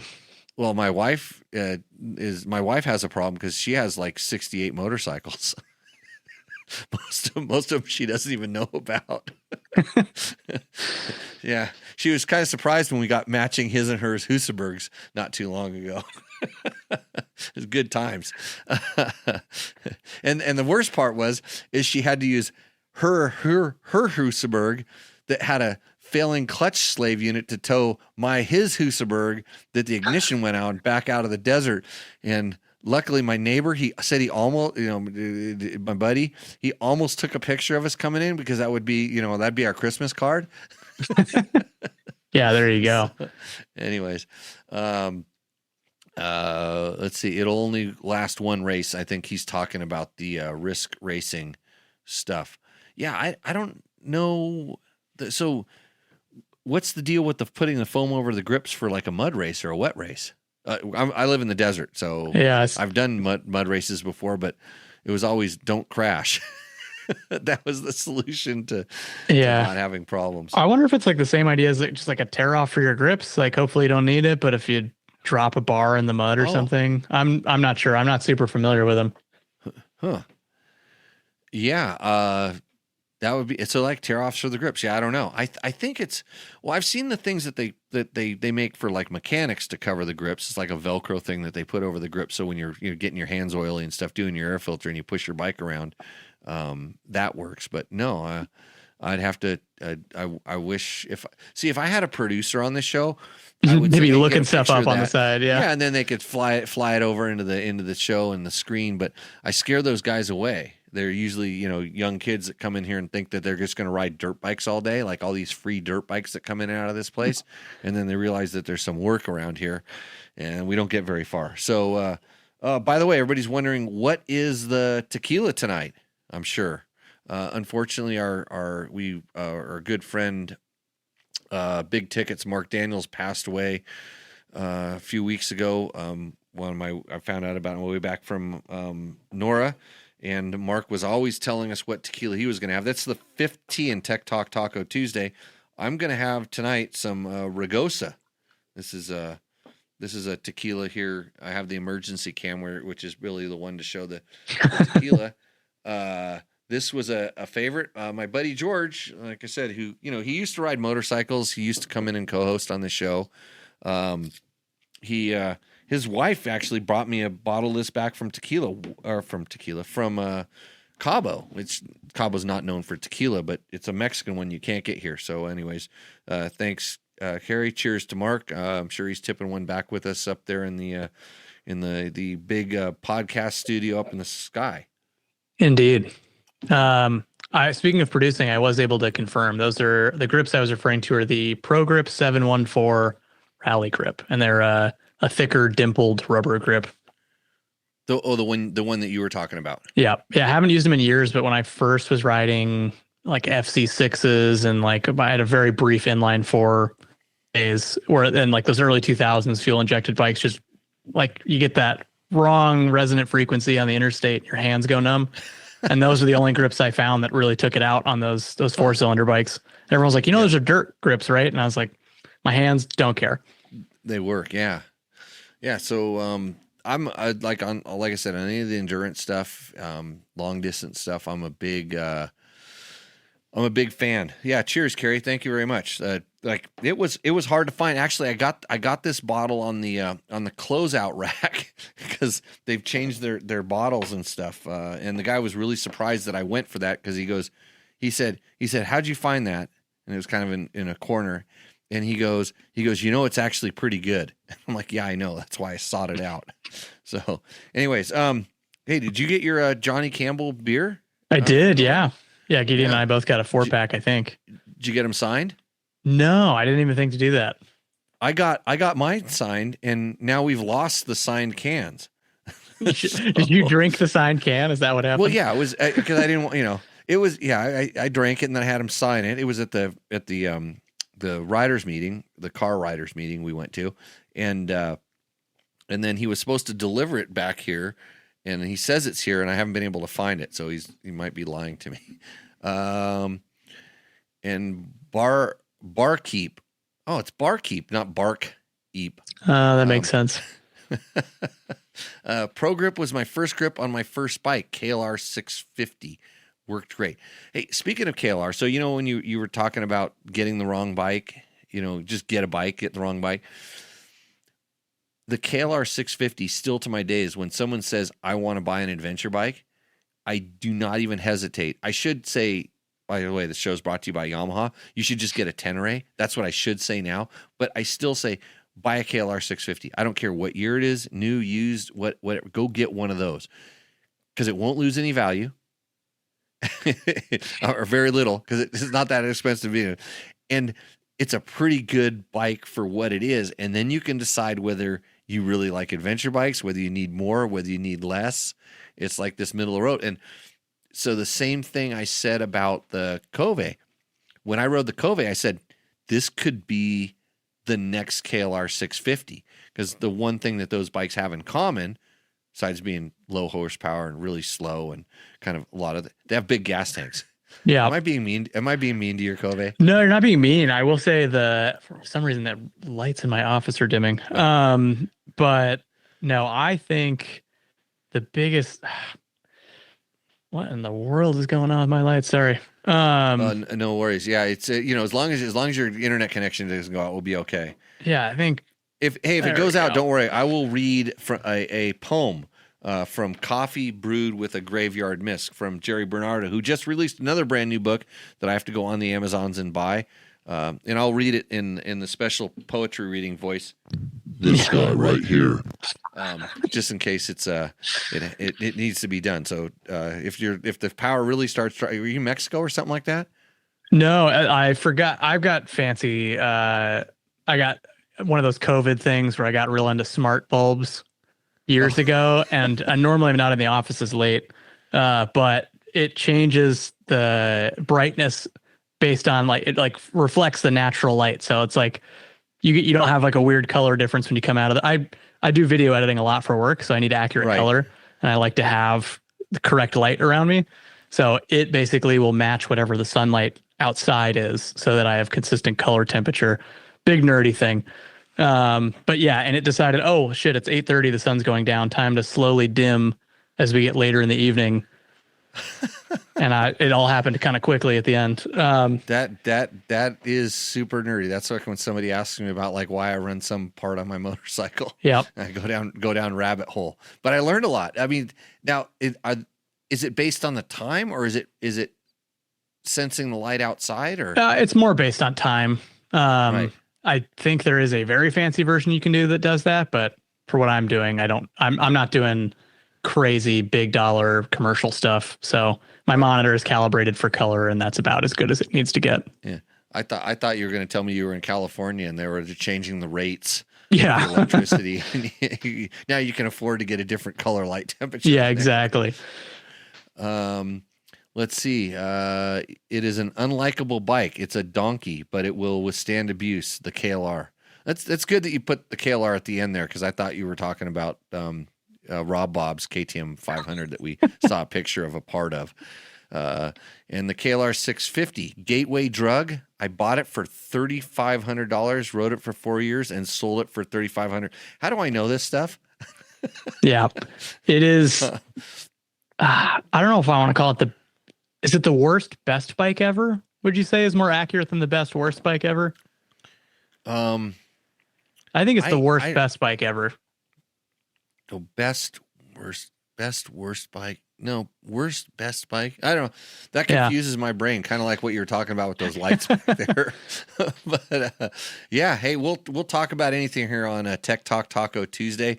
We'll answer 9 out of 10 of your motorcycle product related questions, brought to you by Yamaha. So the best bike is the I tell you what, I went and rode my YZ250 FX the other day and had a absolute blast. So that could be the best bike right now, because I had the most fun on it in the last 3 days. So got one. Taking my girlfriend up in the mountains in Colorado on the KLR fully loaded luggage. Truckers pissed that I was going so slow, fully pinned. That sounds about right. I was going to say maybe you should look at the weight load of the girlfriend. because I think a KLR should pass a truck. Not to judge or anything like that, but I'm just going to go to the lowest common denominator on this. Okay. Let's see what else. So we got to pick our winner for Roost or Endo, because I'm sure Rob Bob is itching at the boots. You know, I always give extra credit for people that are in the chat that are there trying to defend their bike, and he has been there making a lot of defense for it, a lot more than our other guy Matt, unless he's under some strange alias name that I can't find out. That'd be Matt Marut and his Gas 300. I mean, just based on the photo, Matt wins. Based on all the modifications, Matt kind of wins. Based on anything else, I think Matt wins, but he's not in the chat. You know what I mean? Man, I think Rob could do all the lobbying in the world, and I still would not give him the win. Just based on the picture, based on the photo. Yeah, because we have more context than anyone else who's going to look at that photo, so it's not fair. I feel like I have been such a hard ass on the photos. Like, people send us pictures of their bikes in their garage. Oh, actually, I'll show you in Roost or Endo here. So this guy sent me a photo. This guy here. This is this group. This guy over here on the left. Circled it. He's the guy that sent the bike in, and he said his group of riders would beat me up if I didn't make his bike win. That's incredible. So yeah, you know, it was well thought. So he said, these guys, if they find me on the trail, that if his bike doesn't win, I'll have a problem. So, okay. So you're going with the gas. I'm going with the gas. I hate the race stickers, but I get it. Okay. Yeah, you didn't like those. I'm going with Rob Bob's bike. So right now it's currently at a tie, and this is where we're going to put it up to the chat. So you people in the chat are going to get to pick the winner of Roost or Endo tonight. I will do my best to keep track of it. Let's see. Trug Flip says, I had a KX500 that I put a timber sled kit on. Big mistake. Oh, well, interesting. But that was like 12 years ago when we were still figuring out the timber sleds. Obviously, eventually went 450 for snow. I guess if it's an old timber sled kit, maybe they robbed a little bit more power, but I always thought that you could never have enough power on a snow bike, has been my experience. But 500 probably just doesn't have the power band to pull that. So I'm not really sure how we got into snow bikes all of a sudden, Trug Flip, but we will talk about anything. And Barkeep says, no, she's a 110-pound Filipino. Okay. Well, maybe you need to get a muffler and an ECU and some other stuff for your KLR, but yeah, like a different bike. This is the other thing I tell you about KLRs. Yeah, the minute you start modifying them, sell them. Just save yourself the hassle. It's the same guys that are putting big bore kits on CRF 300s and, you know, spending a lot of money on the suspension. It's like you're putting makeup on a pig. So I actually have to disagree with you. I've ridden one of Aries big bore 300s. It's really good. Like I've ridden that bike stock. I rode the 250 stock. I rode the 250 Rally, the 300L, the 300L Rally. Those bikes the 300L was a little bit better. It at least had the legs to sit on the highway, and it didn't feel like it was going to explode. But Airy, for those who don't, Jimmy's Airy Henning. Yeah. Jimmy's referencing these 300 big bores. Airy Henning is kind of the guy when it comes to race development on these motors to give you the 5-second pitch. And again, to be clear, I'm very biased. Airy's a friend. I lived with him the first month I was in California while I was looking for places to stay. But those bikes are different planet. I would say genuinely, if you're not looking to go racing and you don't want, like, the Kove was perfect for us because it was set up for rally. That 300 blew my mind. So Airy's got a few, I think 3 or 4 production lap records for the 300s around the US from his amateur road racing days. He spent 10 years building those motors, and then Honda started throwing him in that CRF platform for the street bikes, and he realized he could change some things and make them work a little bit better in the dirt. And I've ridden 2 now of his demo bikes where he's testing out these parts before he sells them. It is not a rally bike. It is not a dirt bike, but as a dual sport in the context that you're going to ride it 100 miles on the highway and 100 miles in the desert, it is unbelievable. And I'm gonna agree with you here. It's that in a percentage gain, that's the bikes he's building. I think Trevor tested one at Dirt Bike Tests. I think he rode one, did something with it, because some of our biggest views videos are small dual sport bikes. He rode one in a National Hare and Hound, and they go do the Big Bear Run. They do all these goofy things with these things. I'm getting a WR125 real soon. Wait till you see what I do with that thing. I tried to make Trevor race it in Nora. Oh my God. Yeah. It would have been fine. Oh, for sure. On the braking oil, sure, it would have been fine. Yeah. But the percentage gain you get on those bikes is incredible. But you start chasing, you start revealing like the weak links in them.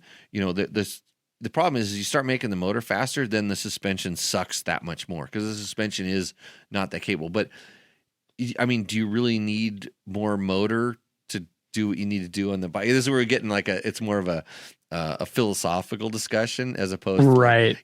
That's a huge improvement. In fact, you can make them run. They're not as good as a modern bike, but you can get pretty damn close. And then all of a sudden you start running into durability issues, which, anybody that's building them properly would kind of hold it back a little bit before they got there. But I always just say, God, when you start going down that rabbit hole, it's time to think about a different bike. Your skill level is starting to exceed the performance parameters of the vehicle. Yeah, I agree. Definitely. I think I've had a couple long conversations with him specifically about who that bike, because you look at it on paper, the cost associated with doing a big bore kit and suspension, just those 2 things, it's a shitload of money. It's like 50% of the cost of the bike at that point. Yeah, exactly. And you could have a KTM 350. Right. And I asked, I was like, so who's buying? Because he's doing well. He's selling a lot of the big bore kits. I've ridden the bike. It's great. And I'm like, who's buying these? And he goes, it's a really specific niche. 5-year-old. Yeah, it's older guys that are usually sitting down that maybe either carry a little more weight and luggage or on their body, and they want a lightweight bike with easy reach to the ground that still has decent ground clearance and decent travel. And that has some get up and go. Yeah. And to his credit, we went out to Santa Clarita and rode those bikes, and we brought out 3 bikes that day. His latest CRF 300 test bike, he was testing one that was lowered internally 1 inch with the full KYB suspension on it. My Kove 450 Rally with the stock rear shock still on it. And then my Stark Varg EX, the Enduro model. And it was me, him, and our buddy Pat McHugh, who was also at Revzilla. And we just kept swapping bikes all day, and 3 wildly different motorcycles. Oh yeah. And it was so interesting to ride that 300. I'd ridden it in the desert once before, and I was like, yeah, the Kove is, if you want to go fast, get on the other bike with a way longer wheelbase and better ergos. But that 300, we went up to one of the steeper climbs in the Kove, screaming at the top of first gear to get up it, just because you got to be so high in the RPMs to make power out of that motor. And he literally put it in second gear and crawled up at 10 miles an hour, 200 or 300 RPM off idle. And he's like, I was like, you can't do that on a stock 300. Let's see. You're not going to do that on a KTM 350. Yeah. And the Honda's not going to vibrate your hands off. Crank, yeah. Heavy crank, heavy flywheel, chug. And then the fuel injection on those things is pretty good. I don't know about when they get modified how they respond, because I haven't really ridden them too much. Yeah. But generally, now that bore kits used to just never work on carbureted bikes, big bores. They would go a little bit, but once you started going big, they just never seemed like they worked, because it's a pump, and the front part of the pump, which the carburetor, was never designed to work with that. And then, okay, now we're boring the carburetor. Now it's jetting as a nightmare and all stuff. Right. Fuel injection, it kind of sniffs out what it's doing, and it figures this stuff out. And the bore kits have become so much more adaptable. But I wouldn't, I always just warn people because the people I know, and maybe they aren't the target audience for that thing, but they just go down modification rabbit hole. And the minute they've kind of almost built the bike that they wanted, they're going to run into something where now the frame flexes or the frame breaks or the wheels can't hold up. And when you're sitting there looking at a $22,000 CRF 300, and you could at that point, but yeah, it's different. Yeah. Lowering. I'm a whole, I got a whole thing on lowering motorcycles as well. My take on lowering bikes is like, well, you don't ride with the feet on the ground, so don't make that your primary concern when right riding. That shouldn't, don't affect the way the bike works when you're riding it to make it work better when on the few times that you're stopped. I hope. Okay, here we go. The Moto Creative, this guy says he votes for Rob Bob. We can help him take a better photo next time. The Moto Creative is Gideon. So it looks like he is in the chat here. Right. And then the Trug Flup and a couple, and Boss Luel 33 says, "Hey Joe, congrats on the race, congrats on your engagement too." Well, congratulations. Thank you. Yeah. Barkeep says, "First bike KLR 650 to Husky 701. I know you hate." Yeah, I'm kind of the Husky KTM 690 Husky 701 hate club. I had one. I'm in the same club. I hate it. Really? Yeah. It's kind of like the XR 400, which I was the most XR 400 love guy in the world, but it was like, this bike does nothing good, but I really like it.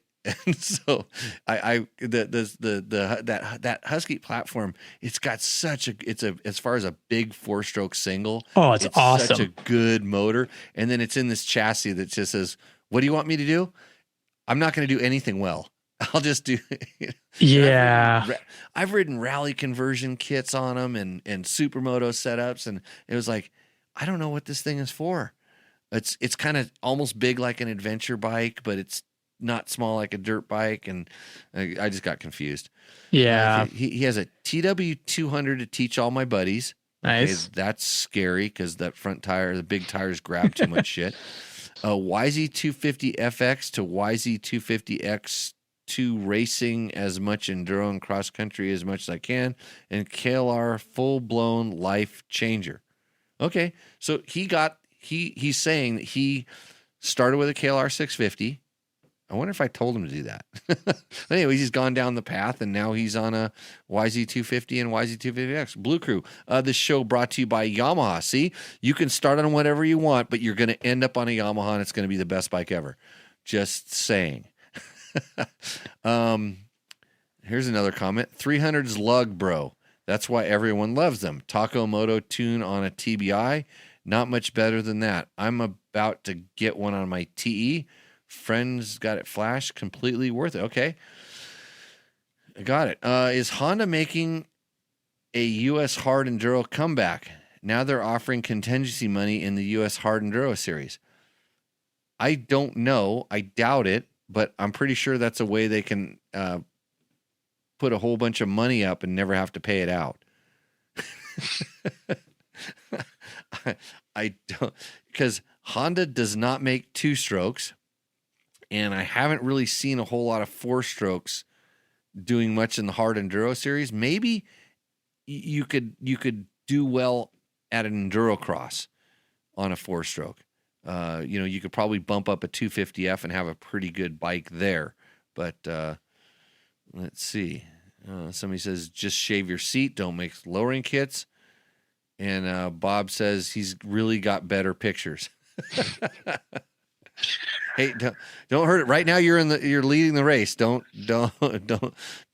trigger me. Let's see. And Blas, it's actually me, Lorenzo Basillo. Took photos of you at Willow Springs once. Oh, nice. Yeah. Okay. Now I know who that is. I didn't recognize the username. Yeah. Lorenzo's a really great guy. Awesome photographer. Yeah. The usernames kind of freak me out because I can't figure out who's who. And, then I say mean things to people that I know. Like I wouldn't do it in person. Okay, Honda's offering 200 for the first place pro. Yeah. And now we're getting Cooper Webb killing it hard enduro on a YZ250 FX actually. So now we're wondering whether or not this is the Trug Flip is an AI. An AI bot posting to the chat, which I don't mind because it adds to the conversation. And Bob says me. Bob's battling for it. Yeah. That $100 from Takamoto. So Rooster Endo, and somebody asked, how do I get my bike into Rooster Endo? It's really simple. You send an email to Jimmy@DirtBikeTest. You must put Rooster Endo in the subject line, or I will never find it when I do the search about 3 minutes before the show starts to put them up on the show. You tell us your make and model, so I don't have to think about it too much, and then tell us a little bit about your bike. You can list all the parts. Sometimes I get bored reading down those lists, and I just start saying blah, blah, blah. You can tell us a little story about your bike, whatever you want. And it's actually Cody Webb is what he was trying to say. But Cooper Webb, didn't he announce he's retiring from outdoor motocross after this year? So maybe he's going to get into the hard enduro scene. I don't know. Seems like a backwards transition. Or I shouldn't say backwards. It seems like I don't know, like it's easier to go from the dirt to the road race stuff than road race to dirt. Yeah. Zach Osborne told me he wanted to ride rally once, and then he went to Beta, which doesn't have a rally bike. It's like the only brand that doesn't have a rally bike ish kind of thing. But I think the Heroes, the Hero rally bikes. Oh yeah. Allegedly they got Beta motors in there. Interesting. They used to have their own version. They're hand building their own motors, which are based off of old Italian Husqvarna motors. The old twin cam 450 that they had, and I think they've switched over to the Beta, or Beta-ish motors. Oh, interesting. Told. Oh, Jimmy, I have a question for you. So I realized something racing Nora this year that and maybe this is common knowledge for other people. Rally, I think, is some of the most diverse kind of like off-road skill set, just because the amount of terrain. Like we were in deep sand washes. We did not a ton of whoops, but there were some like 5 to 10K whoop sections scattered in and around the course. There were some jumps, whether you knew they were coming or not. There was. Oh yeah, that and that went. I didn't. We can come back to that. There's been. I just want to tell you, there's been one change at Nora that changed a lot of stuff, and that was a direct result of that change. Yeah. So I understand that. But yeah, and then we get to these sections where it's like, man, like flat track would come in handy. Like I found myself going like, oh, I need to really go sit down and do some flat track training. I would love to go out and do some more. Like that's part of the reason I bought the Stark, because I don't really have any enduro experience. Like all of my off-road riding in the last 4 years is open desert. And so I love when we're riding that stuff, but I suck at everything else. And I think, if you could pick one of these other disciplines, whether it's motocross, like hard enduro, flat track, like where would you be spending your seat time if it's like a regular weekend rider? You get maybe 2 weekends a month to go out and ride if you're lucky. So the way I ride is I will do one thing and then I'll get bored and I'll do the next one. So I was riding on, Saturday night I was riding a mini bike around a kid's mini bike track, and the next day I was out riding the YZ250X kind of high speed desert actually on it, which is not exactly what it's designed for, but we wanted to go kind of do this loop, and I'm like, that was the bike I wanted to grab because I wanted to test some ignition maps in it. And the next day I'm on my KTM 500 doing a rally style. I wanted to tie together a kind of a rally loop to build a road book for people to try. So I kind of just switched from thing to thing to thing, and it's like just off-road in general, and it's really kind of dependent on where you live. Just kind of off-road riding is the most diverse, and whether you're kind of focused on rally, you're gonna it seems like rally is just like higher speed off-road riding is what I would call it. When you start going in enduro, then you're on more single track trails and it gets technical, and it can just kind of go from there. Hell, back east, if you ride a dual sport ride back east, you might as well be signing up for an extreme enduro. Like the back east enduros are easier than the dual sport rides, in my experience, for the most part. There's some that are, and I think they've kind of definitely, separated between adventure bike rides, which guys will do on their dual sport bikes, as well as adventure bikes versus, some of the dual sport rides that are pretty gnarly. But, yeah, I mean, the good thing about, the thing about rally that I like to convey is that because you have to do the navigation, you can ride stuff that may not be as interesting if you were just like kind of following a line or, in a group ride. Like just that little bit you're distracting your brain to pay attention to some of the navigation makes the riding just that much more enjoyable, or the parts that maybe wouldn't be as enjoyable if you're just kind of droning along. You don't remember those because you're thinking about something else at that point. Yeah, there's once, and I'm not a road rider, and it's like, for me, once I get on the road, to me, it's like commuting. Sure. Like I could just be sitting in my truck, driving. When I'm on the road, I'm going to the next place I can get off on the dirt.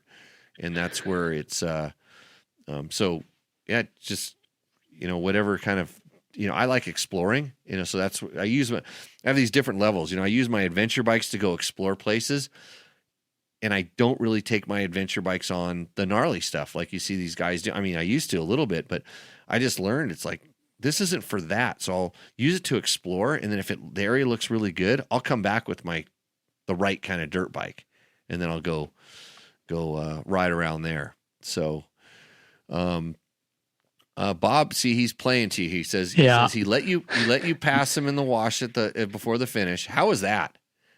The last wash before the finish?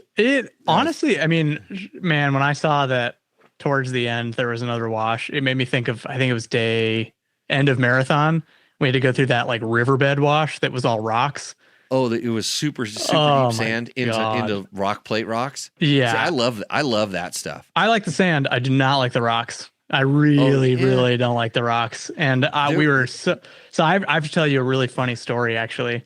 Hey, there was some big holes in those rocks if you went the wrong way. Oh my God, there sure were. And guess who went the wrong way? So that day, and I'm only telling the story because I think it's too late for you to go add penalties for us. But Gideon and No, Bob still wants me to correct sometimes, and that's true.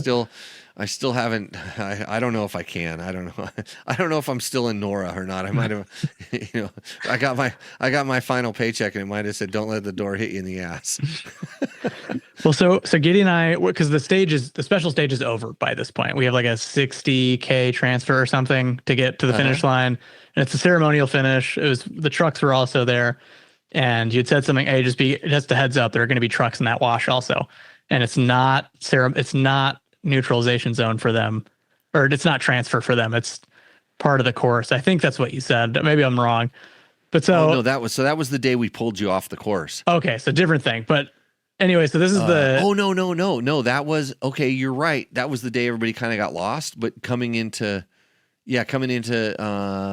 Laredo. Yes, for sure. Yeah, that the cars were going to be racing down that wash. Yeah, so Gideon and I make it to that wash. That was the only day where physically I really hit a wall, and like I felt like by the end of the day I couldn't hold on to the handlebars. And we get in that wash, and we're trying to follow it. We're getting bounced all over the place because we're going too slow because we're tired, and we end up just way the hell in the wrong place. And this local kid comes up on a little 125 4-stroke like street bike, and he's like trying to talk to us. We don't speak Spanish, and he's like pointing and he's like gesturing like follow me. And I'm like, dude, like today was my best day so far. Like I'm not gonna get penalty. I was like, I don't know if I can get a penalty in this transfer because I think there's still a waypoint or two left that gets us to the finish. There's no way I'm following this kid. Like I don't want to add penalties. I rode a really good day today. But we were so smoked. Gideon was like, we were like, dude, fuck it. Let's just follow the kid. And he takes us exactly the way the road book had said to go. So we didn't miss a single waypoint. And we get spit out of the wash, and the finish line's like 200 meters down. And he just like gives us a handshake, and he's like, just like, I don't know, 15, 16, like stoked that he got to like help some racers figure their stuff out. And I gave him, I think I gave him a $500 peso bill. Yeah. And he was like, "Are you serious?" And I was like, "Dude," again, he's speaking Spanish. I was like, "You saved my life. Like, Yeah. take it, please." And I was just so thrilled that he managed to take, I guess he had seen a bunch of other people already come through as a spectator. He'd probably seen where they were riding it and stuff like that. Yeah. But oh my God, it was well, I don't know. Yeah, so funny.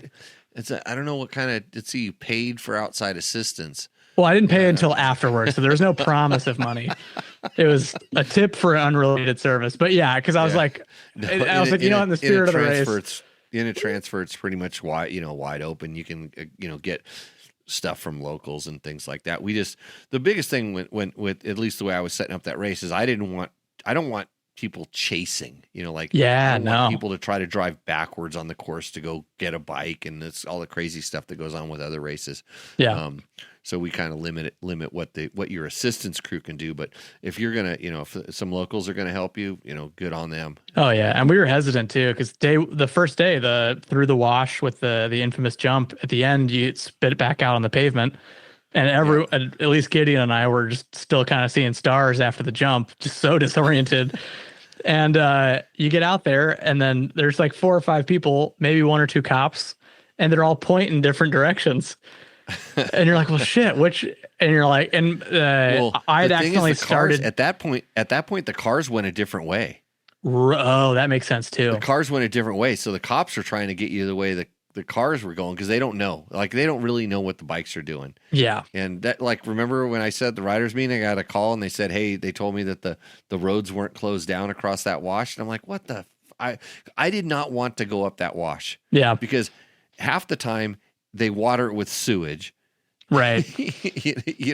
and there's sewage running across it and stuff. And I'm like, hey, can we just go down the highway like we usually do and just get out of town on a speed zone?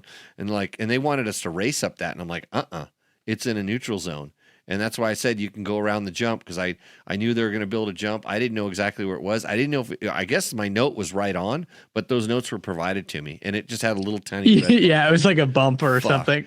I don't even think it was a single caution. Maybe it was a single caution. I can't remember. No, there was no caution on it. Yeah, and that's why all the cars just jettisoned off it too, because they had the same road book, and they had the same notes for the first whatever is 4 kilometers or something. So, now Bob says he did race a Kove in 24, Kove A in 24, and it was really good. Mine was all stock for the most part. Yeah. Okay. Well, you could have sent a picture of that. Maybe you could have just taken a picture like the handlebar grip or something, and tried to win Roost or Endo with that, Bob. He invites it. Oh, I love it. Let's see. Trug Flip says, are the Kove KTM clones like the CF Moto bikes? So totally different. I can actually speak on both of those. I own a CF Moto and a Kove, and a Stark. I own all sorts of I like weird bikes. I can see this. And yeah, so the Kove is a completely original chassis and bike design, aside from a few things. So the engine is the bottom end is I believe it's a Chinese company. It's a Chinese original motor, Zhongsheng. Yes. It's a 450. Yep. And then the top end, as far as I understand, is all proprietary Kove. I will say the rally intake is an exact clone of the KTM rally replica intake. Same part numbers. Yeah. So, yeah.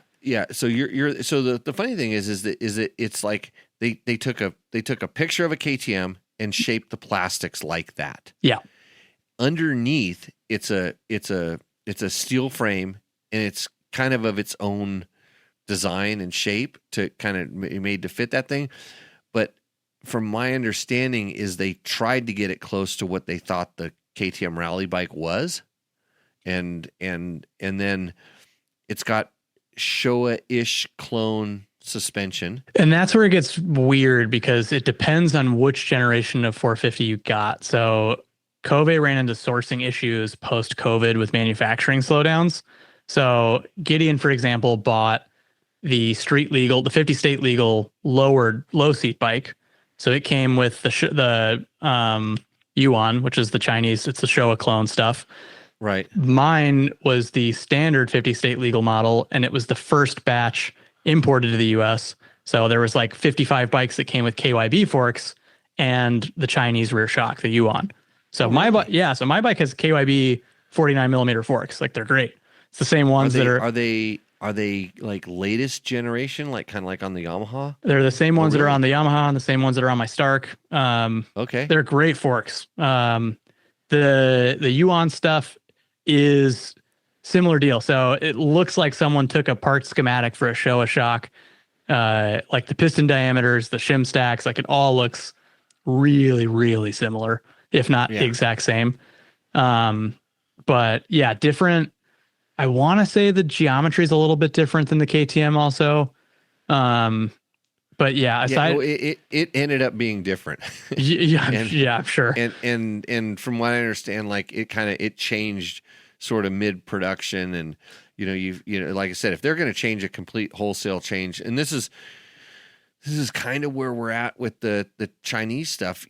Some of it is really, really good. I mean, it may be manufactured in the same place, as some of the stuff on other brands. It's like this ability to ship stuff all over the world and claim where it's made is it, it's just different. But it's just kind of the consistency that we become used to with the Japanese brands and now most of the European brands. They have model years that are very defined, and changes don't necessarily take place mid-production run. Every once in a while you'll find a Japanese brand that'll do a second production run on a very popular model. They do a limited early release and then a second release. This is what KTM is doing with those Works editions when they were doing it. They were kind of setting up their tooling and kind of doing a little bit of a test and selling it as a Works edition a little bit early, and then let some of the customers do a little bit of their R&D before they did the final, the final thing, and get it. And it was, I always thought it was more of a way to, especially when they were making big changes, to give the journalists and the test riders that were going to be telling everybody about these bikes, to get them familiar with it before they so it was like the second model year, even though it was the same model year. Right. Unless you're setting the world on fire with some new revolutionary thing, which isn't happening these days, generally the first model year kind of runs into some problems, and the second model year is a really good bike. I've always been a big fan of not buying the first year, of kind of getting the second year, because these little tweaks, and whether they tell you or not, the stuff they do make changes. Oh yeah. They get a lot better. Well, that CF Moto is in such a unique position as a brand too, because of the way they operate with IP laws in China versus the US. And so for example, like their Ibex 450 is probably the most talked about bike that they make right now. They sell in the US. It's an awesome bike. I got to go on the press launch for it a few years ago when it came out in the Philippines. So it's 30, 40 pounds lighter than a Tenere. It's a 450, not a 700.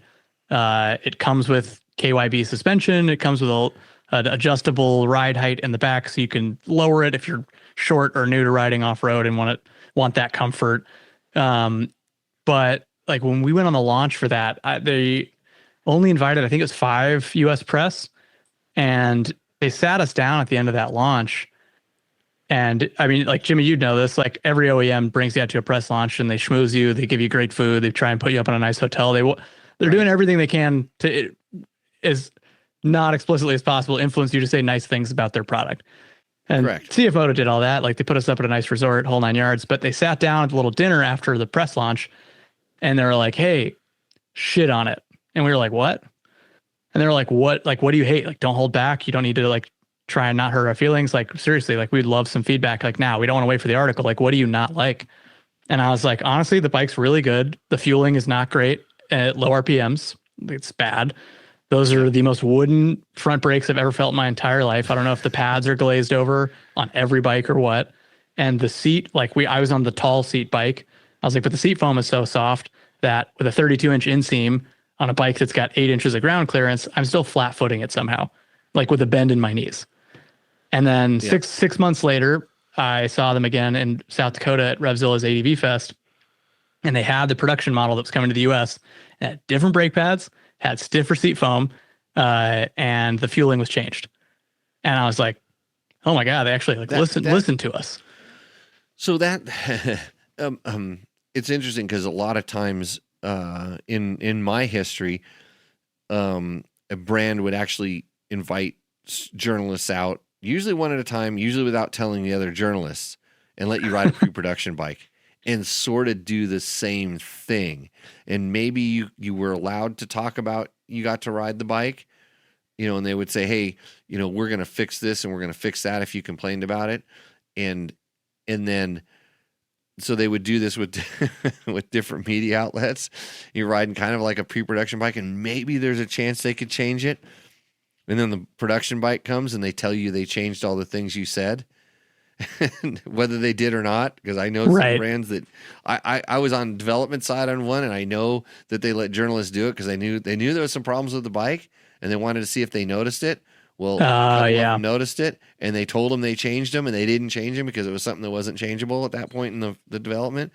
But I've seen all different levels of that. But yeah, sometimes, especially when it's a quote an importer, not the manufacturer, there's times when the importer is trying to convince the manufacturer to make a U.S. specific change that doesn't quote go over worldwide.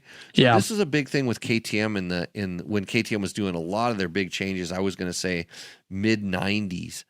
They were developing all the bikes over in Europe, and it's like, here, KTM USA, this is what you get. And the USA wanted their own specific suspension settings to the point where they're like, hey, tell whatever you say about the suspension, it's okay. Well, that wasn't working very well, even though the bikes were getting raked over the coals in comparisons and stuff. I actually was working at Cycle World once, and I pulled apart a set of KTM suspension, and it had been changed. It had been altered because I didn't realize it at first, but I rode a friend's bike, a customer bike, and it was different than our test bike. So I pulled it apart. It was different. I call him up and I go, hey, I pulled this. Why'd you do that? Well, because it was different than the one that my friend bought, and I wanted to see. So we looked at him, and it's different. He goes, that's the way it was supposed to come. Oh man. That was the setting they wanted the bike to come with, and it worked really good. It worked way better than my friend's bike. Yeah. And it was like, yeah, but now my credibility is flushed down the toilet. Because I said it worked like this, and they don't work like that. And then, oh, sure. Yeah. I had a reputation for tearing things apart, and I got, I had a lot of trust with manufacturers when we were doing tests. Sometimes manufacturers say that bike is a cheater. When we do a shootout and they go, that bike can't win your shootout. It's a cheater. There's no way. Our bike, brand A here says the brand B that won your shootout. They're like, no way. So we would actually go ride because I wanted to too. I'd say, good, you bring your bike and I'll bring mine, and then I'll have mine of yours, and we'll do a 4-way test on these bikes and see if they're the same. And it was crazy because some of these manufacturers who do their internal comparisons, they would not properly brake in the bikes, or they wouldn't even take the time to adjust the suspension, which is stuff that we did. Yeah. Most of your bikes, you're delivered from a manufacturer as a journalist. You are delivered what we would call a perfect stocker. They've run it on the dyno. They've made sure it has the break-in time on it. All the fluid levels are correct. It's a perfect stocker. Whether you're going to get that off the showroom floor, I don't know. Are the bolts torqued properly in the chassis? And that you can wreck a bike by doing something stupid like that. You can their bikes are so good these days, you can screw it up there. But anyways, so I would ride the bikes with the manufacturer, and I'm like, how many hours on this thing? And they're like, well, 3. And our bike had 40 hours on it. I'm like, you need to put 10 hours on this thing, and it comes alive. This is steel chassis days and stuff like that. Sure. And the aluminum chassis don't change that much, but the bolt torque does. And there'd be times when you would go with one manufacturer. It's like, hey, did you check the swing arm torque on that thing? And they're like, no. And you go and the thing's all about ready to fall out. And I'm like, here, tighten this up. And then they're like, oh, wow. And it just, they just rolled it off the showroom floor because that's what the customer is going to do. And then they compare it to their bike and they know that their bike is good. So yeah, I've had on 2 different press launches in the last 3 years. I've shown up and I've hopped on a bike, and both have been more like ADV or off-road explicit launches. And I was like, man, either this bike's terrible or the rebound in the back is all the way in. And I'll ask, because sometimes they like will advert, like for those of you out there in the world watching, sometimes they'll like make it very clear, hey, if you want us to change your suspension settings, let us know. We have all our mechanics. They'll do that. Right. Blah, blah. And both times I pulled the bikes in and I was like, hey, the rear feels awful. It feels like it's packing super bad. And like in a way that feels like a defect, not like bad suspension. And sure enough, both those times the rebound was 1 click out or 0 clicks out. Like someone had all the way. Yeah, someone had borrowed the bike that didn't know what they were doing, or it was a street rider who hopped in the dirt and was like, oh, it's like a pogo stick. Let me slow it down. And oh my God. I was like, man, I'm glad.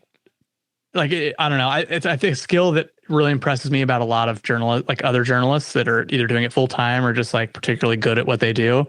The guys that can go out and ride a bike and evaluate and know that it has good suspension with a bad setup and still be able to like wrap their heads around that and write about it in a short period of time. Like, that blows my mind. I wish I was as fast as I was sensitive to shitty suspension setups. Yeah. I mean, just from doing it for a while, I don't know. I was involved in production testing and stuff. So I kind of know what that sort of feel is. And luckily I actually like it. You know, I mean, people say, well, I got to get my suspension done. And I'm like, why?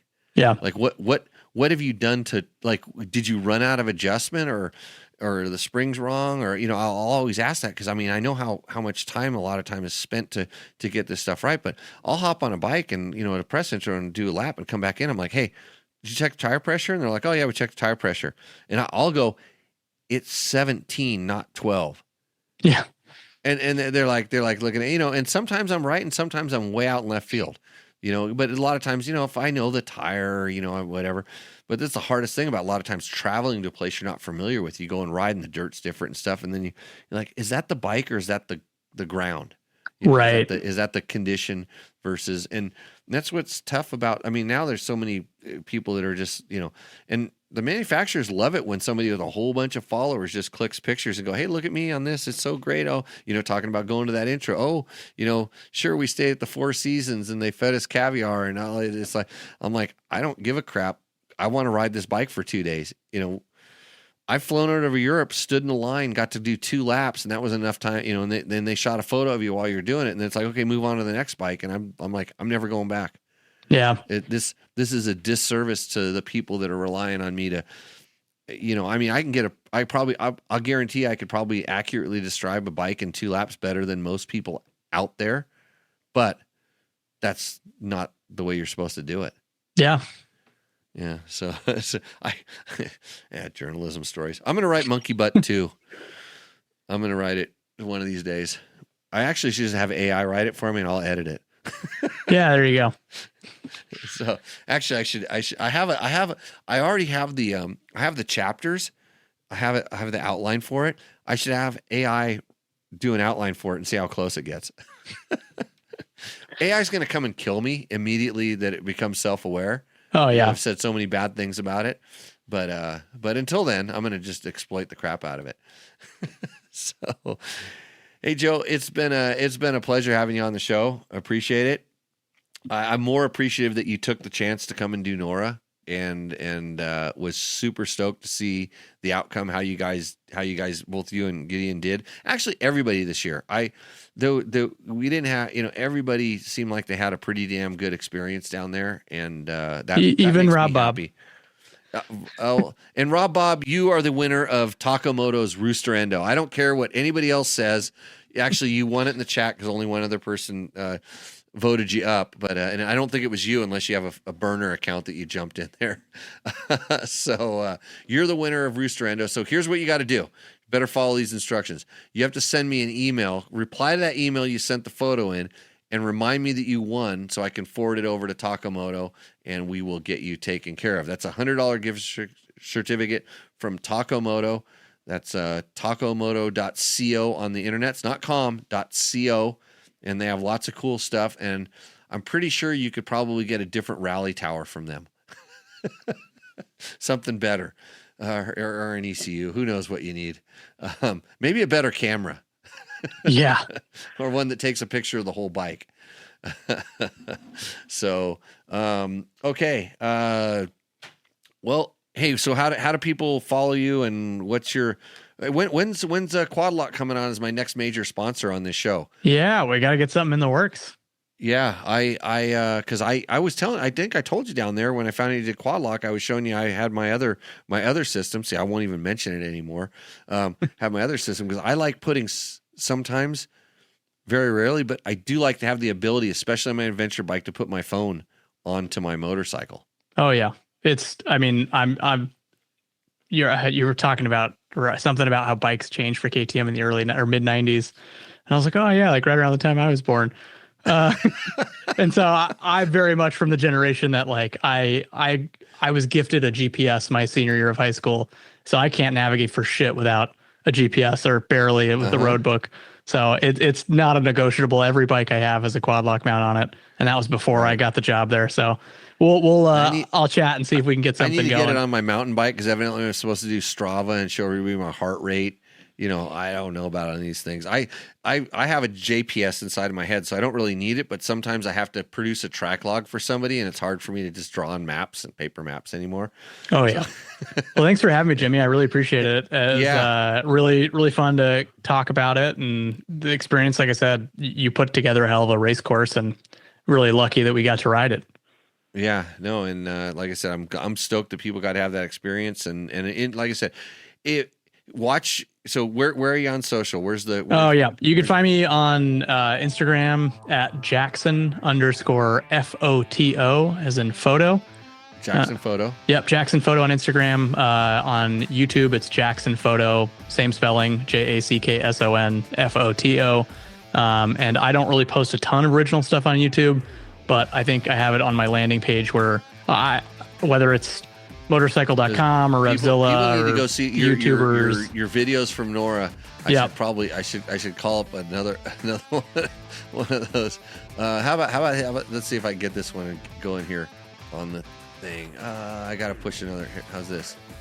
Is it? No, that's just a photo. Is this a photo? No, it's a video. Okay, Joe, I know you're nervous. It's your first time doing rally, but this is liaison stage, and it's not even time. So just go slow, take your time, and remember someone said something about a jump. That's a cliff. Jesus Christ, 1 kilometer in. What a way to start. Okay, Joe, I know you're nervous. It's your first time doing rally, but this is liaison stage, and it's not even views. That blew up for me. I got 150 or something followers, and I think it's all people who are salty about that jump. Yeah, we're gonna put something together. We've got enough action camera footage between the two of us, so we'll put it together. On the trail, because that's how we shut this show off, and then I have to figure out how to turn. You saw how hard it was for me to turn the show on earlier, so it gets even worse when I kind of turn it off. But everybody, we will see out there. Thanks to Yamaha, Takamoto, Bulletproof Designs, Fast Company, Scott Goggles, Climb. I didn't wear much Climb today because I didn't ride. I'm admitting it. So with that, we'll see you next time out in the trail. Cheers. See you guys.